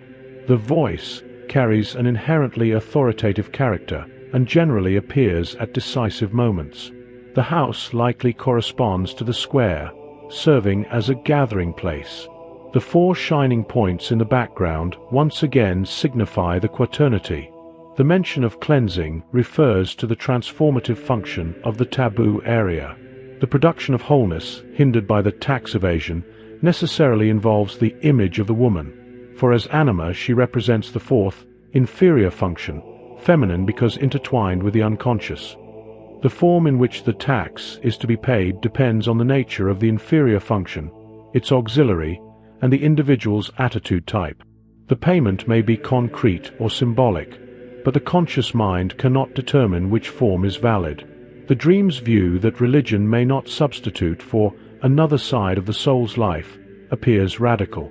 Religion is here equated with wholeness, manifesting the integration of the self in the fullness of life. The faint echo of fire music, the Loki motif, resonates appropriately. For what does fullness of life mean? What does wholeness mean? Anxiety is justified, since man as a whole casts a shadow. The 4th was not separated from the 3, and cast into everlasting fire without cause. An uncanonical saying of the Lord declares, "Whoso is near unto me is near unto the fire." Such ambiguities are not meant for the immature, which is why Heraclitus was called the Dark, speaking plainly and calling life an ever-living fire. Uncanonical sayings are for those with ears to hear. The vision of Enoch is relevant here. He sees 7 stars chained like mountains, burning with fire at the angel's place of punishment. Originally, these were the 7 Babylonian gods, but in Enoch's revelation they become the 7 archons, fallen rulers of this world condemned to punishment. In contrast, there is the allusion to Jehovah's miracles on Mount Sinai. In other sources, the number 7 is not sinister. On the 7th mountain of the western land grows the tree of life-giving fruit, the Arbor Sapientiae. In a subsequent dream, the dreamer sees a silver bowl with 4 cracked nuts at the cardinal points. This indicates that some of the problems from the previous dream have been partially resolved, though not completely. The dreamer envisions the goal as a circle divided into 4 quadrants, each painted in one of the 4 colors. Circulation moves to the left. While symmetry is satisfied, the polarity of the functions remains unrecognized because the colors are placed side by side rather than opposite one another. The dream shows that realization faces strong inner resistance, both philosophical and ethical, which cannot be lightly dismissed. The incomplete understanding of polarity is further indicated by the nuts, which still need to be cracked in reality, and are all alike, showing they are not yet fully differentiated. In this dream, 4 children carry a large dark ring as they move in a circle. The dark unknown woman appears and announces that she will return, for it is the festival of the solstice. The dream reunites elements from the previous dream, the children and the dark woman, who had earlier appeared as a wicked witch. The solstice signifies a turning point. In alchemy, the work is traditionally completed in autumn, known as the Vindemia Hermetis. The children, or dwarf gods, bring the ring, showing that the symbol of wholeness remains under the influence of childlike creative powers. Children also appear in alchemical texts. A portion of the work is called Ludus Purorum, or the play of children. Although it is described as easy or child's play, the alchemists uniformly testify that the work is extremely difficult. This phrase thus seems euphemistic and symbolic, indicating collaboration with infantile or unconscious forces, represented as cabri, homunculi, or hobgoblins. A visual impression shows the dark ring with an egg at its center. In the next impression, a black eagle emerges from the egg, seizing the ring, now transformed into gold. The dreamer is aboard a ship, following the bird as it flies ahead. The eagle represents height, in contrast to previous dreams where the emphasis was on depth, descending to the water. It takes control of the mandala and, with it, the dreamer, who sails after the bird. Birds symbolize thoughts, particularly intuitive ideas or fantasies, winged Mercurius, Morpheus, genii, and angels. The ship carries the dreamer across the sea, the depths of the unconscious, and as a human-made vehicle it signifies a system, method, or way. The flight of thought moves ahead, and methodical elaboration follows. Man cannot traverse the rainbow bridge like a god, but must follow with reflective steps. The eagle, like the phoenix, vulture, or raven, is a classic alchemical symbol. Even the lapis, or rubis, often winged, represents intuition or spiritual potentiality. Ultimately, these symbols depict the consciousness transcending fact known as the self. This impression captures a moment in an evolving process, leading to the next stage. In alchemy, the egg represents the chaos grasped by the artifacts, the prima materia containing the captive world soul. From the egg, the round cooking vessel, will emerge the eagle or phoenix, the liberated soul, ultimately identical with the anthropos once confined within the embrace of physis. In the Great Vision, there is a vertical and a horizontal circle sharing a common center, forming what may be called the world clock. This clock is supported by a black bird. The vertical circle is a blue disk with a white border, divided into 32 partitions. A pointer moves across it. The horizontal circle consists of 4 colors. 4 small figures with pendulums stand upon it, and around it lies the ring that was once dark and is now golden, the same ring previously carried by the children. The clock operates with 3 distinct rhythms or pulses. The first, the small pulse, occurs as the pointer on the vertical disc advances by a single partition. The second pulse is one complete revolution of the pointer, during which the horizontal circle advances by 1 partition. The third, the great pulse, equates 32 of the middle pulses to 1 revolution of the golden ring. This vision left a profound impression on the dreamer, evoking a sense of the most sublime harmony. The world clock may be identified with the cabri, the 4 children or 4 small figures with pendulums, and forms a 3-dimensional mandala, a mandala in bodily form signifying realization. In reality, the dreamer achieved this state of realization, reflecting the principle that whatever a man does in reality, he himself becomes. The source of the impression of sublime harmony is difficult to grasp at first, because the image's meaning is obscure and its form and color do not conform to conventional aesthetic standards. Yet it becomes comprehensible when considered in historical and comparative context. It seems that disparate and incongruous elements have combined in a uniquely fortunate way, producing an image that realizes the intentions of the unconscious to the highest degree. This image, therefore, represents a singularly apt expression of a psychic fact that had previously only manifested in disconnected aspects. The vision is extremely abstract. One underlying idea appears to be the intersection of two heterogeneous systems through a shared center. If the center and periphery are taken to represent the totality of the psyche, and thus the self, the figure indicates that two distinct systems intersect within the self, standing in a functional relationship governed by law and regulated by three rhythms. The self is, by definition, the center and the circumference of conscious and unconscious systems. The precise significance of the three rhythms remains unknown, though they may be analogous to the three regimens by which the four elements are converted into one another in alchemy: earth to water, water to air, and air to fire. It is reasonable to conclude that this mandala aspires to the most complete union of opposites possible, including the masculine trinity and the feminine quaternity, analogous to the alchemical hermaphrodite. Since the figure possesses a cosmic aspect, the world clock may be a small-scale model, or even a source of space-time, or at least an embodiment of it. Mathematically, it could be considered four-dimensional, though it is visible only as a three-dimensional projection. Such an interpretation cannot be definitively proved, but seems consistent with the vision's scope and symbolism. The 32 pulses of the vision may derive from the multiplication of 4 by 8, since it is known from experience that the quaternity found at the center of a mandala often extends to 8, 16, 32, or more when projected to the periphery.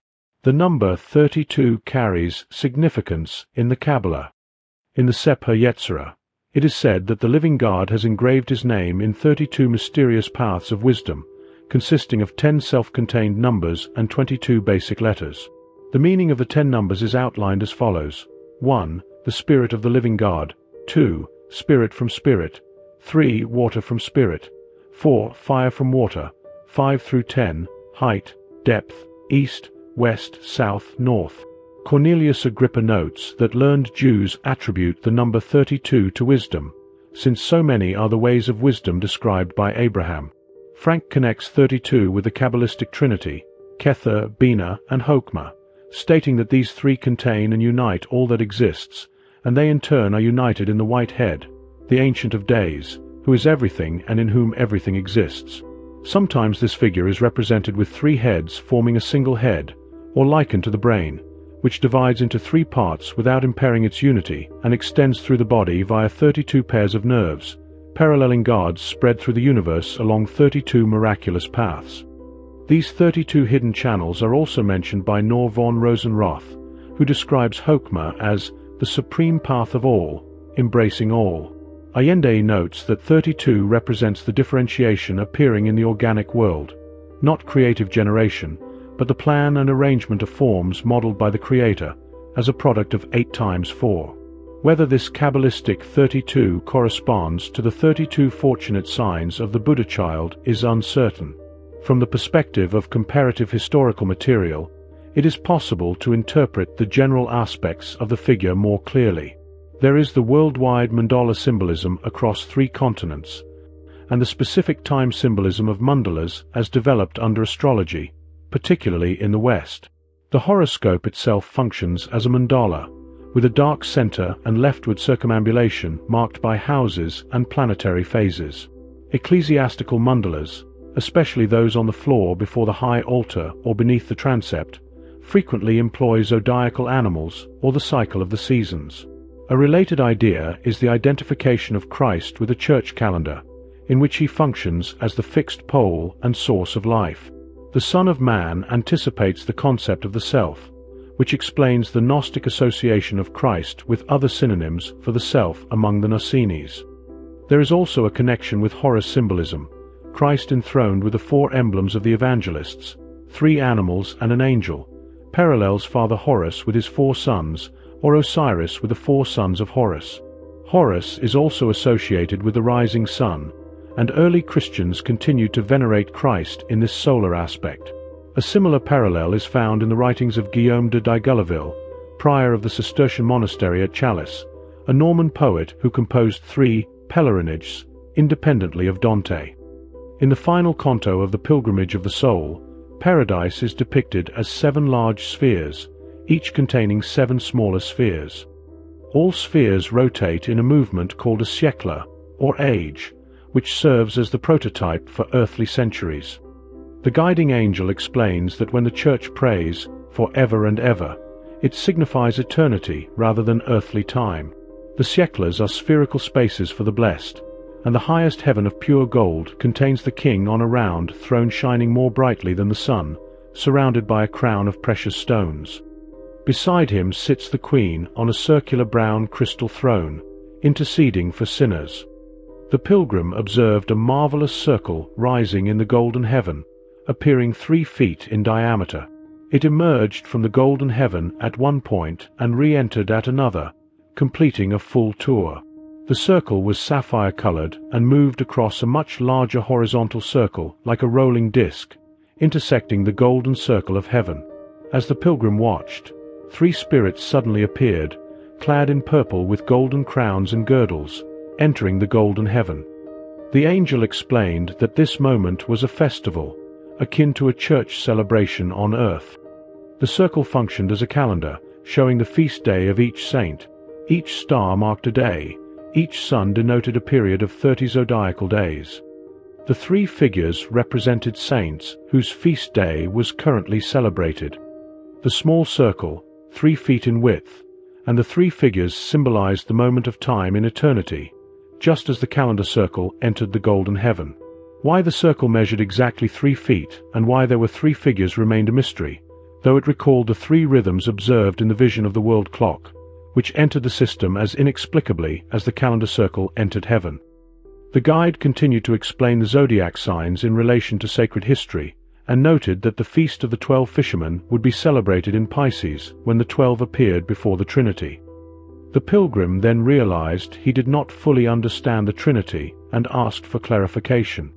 The angel explained that there were 3 principal colors, green, red, and gold, seen united in silk and the feathers of many birds, such as the peacock. Gold, the royal color, was attributed to God the Father, red to God the Son, because of his blood, and green to the Holy Ghost, representing growth and comfort.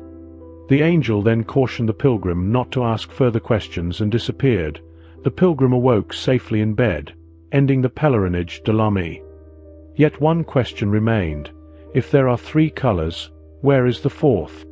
Blue was missing, as it had been in the disturbed mandala of the dreamer. Interestingly, the calendar that intersected the golden circle was blue, as was the vertical disc in the 3-dimensional mandala. Blue, representing the vertical, symbolizes height and depth, the sky above and the sea below, and any reduction of the vertical flattens the square into an oblong, producing an inflation of consciousness. The vertical, corresponding to the unconscious, has feminine qualities, and blue is traditionally associated with a virgin's celestial cloak. The pilgrim, absorbed in the threefold aspect of the king, had overlooked the queen. It was inevitable that blue would be missing in the tetrad of rainbow colors because of its feminine nature. Yet, like the anima, it represents the height and depth of a man. Without the blue vertical circle, the golden mandala remained bodiless and two-dimensional, an abstraction. Only the intervention of time and space here and now made it real. Wholeness was realized momentarily, the very moment the pilgrim sought all his life. The poet seems to have intuited this truth when he gave the king a queen seated on a throne of earth-brown crystal. Heaven is incomplete without Mother Earth, and human fulfillment requires the queen's intercession for the soul. She carries the earth into heaven by suggestion, adding the missing blue to gold, red, and green, completing the harmonious whole. The vision of the world clock does not represent the final or highest stage in the evolution of the symbols of the objective psyche, yet it concludes the first third of the material, which encompasses approximately 400 dreams and visions. Thus, at the end of this section of the book, Jung says that this portion is remarkable because it presents an unusually complete depiction of a psychic fact previously observed in numerous individual cases. The thoroughness of the objective material, together with the care and discernment of the dreamer, allows one to follow, step by step, the synthetic work of the unconscious. The process of this synthesis would doubtless have been illustrated even more fully had the additional 340 dreams interspersed among the 59 examined here been included. Unfortunately, Jung notes, these dreams touch on intimate personal matters and must remain unpublished, so only the impersonal material could be considered. Jung hoped that this presentation sheds light on the development of the symbols of the self, and partially overcomes the inherent difficulties of working with material drawn from actual experience. The comparative material needed for a complete elucidation could have been much larger, but restraint was exercised to avoid overburdening the exposition. Consequently, many points are only hinted at, though this should not be taken as superficiality. Ample evidence is presented to support these views, though nothing is claimed as final on such a complex subject. Jung also writes that this is not his first examination of spontaneous manifestations of the unconscious. One of his previous works addressed neuroses in puberty, whereas this material concerns the broader problem of individuation. Furthermore, there is a significant difference between the cases. The earlier one, not observed firsthand, ended in psychosis, whereas this specific case demonstrates normal development, as often seen in highly intelligent individuals. Particularly noteworthy is the consistent development of the central symbol. The unconscious process appears to move in a spiral around a center, gradually drawing closer while the characteristics of that center become increasingly distinct. Conversely, it could be said that the center, virtually unknowable, acts like a magnet on the scattered materials and processes of the unconscious, gradually organizing them as if into a crystal lattice. For this reason, the center is sometimes represented as a spider in its web, especially when the conscious mind is still dominated by fear of unconscious processes. Yet if the process is allowed to unfold naturally, as in this case, the central symbol, constantly renewing itself, steadily emerges through the apparent chaos of the personal psyche and its dramatic entanglements, much like the spiral described on Bernoulli's epitaph, Idem mutata resurgo. Spiral representations of the center are therefore common, as in the image of a serpent coiled around the creative point, the egg.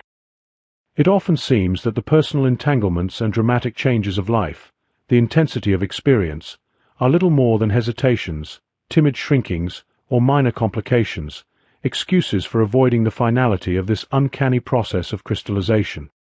One is left with the impression that the personal psyche moves around the central point like a shy animal, simultaneously fascinated and frightened, always in flight, yet gradually approaching the center with steady persistence. There should be no misunderstanding that any claim is made to know the nature of the center, for it is fundamentally unknowable and can be expressed only symbolically through its own manifestations, as is true of every object of experience. Among the many features associated with the center, one stood out from the beginning, the phenomenon of the quaternity. This is clearly not a simple reference to the 4 points of the compass or a similar scheme, as shown by the frequent tension between 4 and 3. More rarely, there is also a tension between 4 and 5, though mandalas with 5 rays must be regarded as abnormal because they lack symmetry. It therefore appears that there is normally a strong insistence on 4, as if there were a greater statistical likelihood attached to it. It is a curious coincidence that the principal chemical constituent of the human organism is carbon, which is characterized by 4 valencies, and that the diamond itself is a crystal of carbon. Carbon in its common forms appears black, as coal or graphite, while the diamond is described as purest water. Such an analogy would be in poor taste if the phenomenon of 4 were merely a poetic invention of the conscious mind rather than a spontaneous product of the objective psyche. Even if dreams could be significantly influenced by autosuggestion, which would more likely affect meaning than form, it would still be necessary to show that the dreamer had consciously attempted to impose the idea of the quaternity on the unconscious. In this case, as in many others, such an explanation can be ruled out entirely, quite apart from the abundance of historical and ethnological parallels. Taken together, these facts lead to the unavoidable conclusion that a psychic factor exists which expresses itself through the quaternity. No bold speculation or extravagant fantasy is required for this conclusion. The term self was applied to the center only after careful consideration and evaluation of empirical and historical material. A materialistic view might argue that the center is nothing more than the point where the psyche becomes unknowable because it merges with the body. A spiritualistic view might counter that the self is nothing but spirit, animating both soul and body and entering time and space at a creative point. Such physical or metaphysical speculations are deliberately avoided here, in favor of establishing empirical facts, which are far more important for the advancement of knowledge than pursuing fashionable theories or improvised religious systems.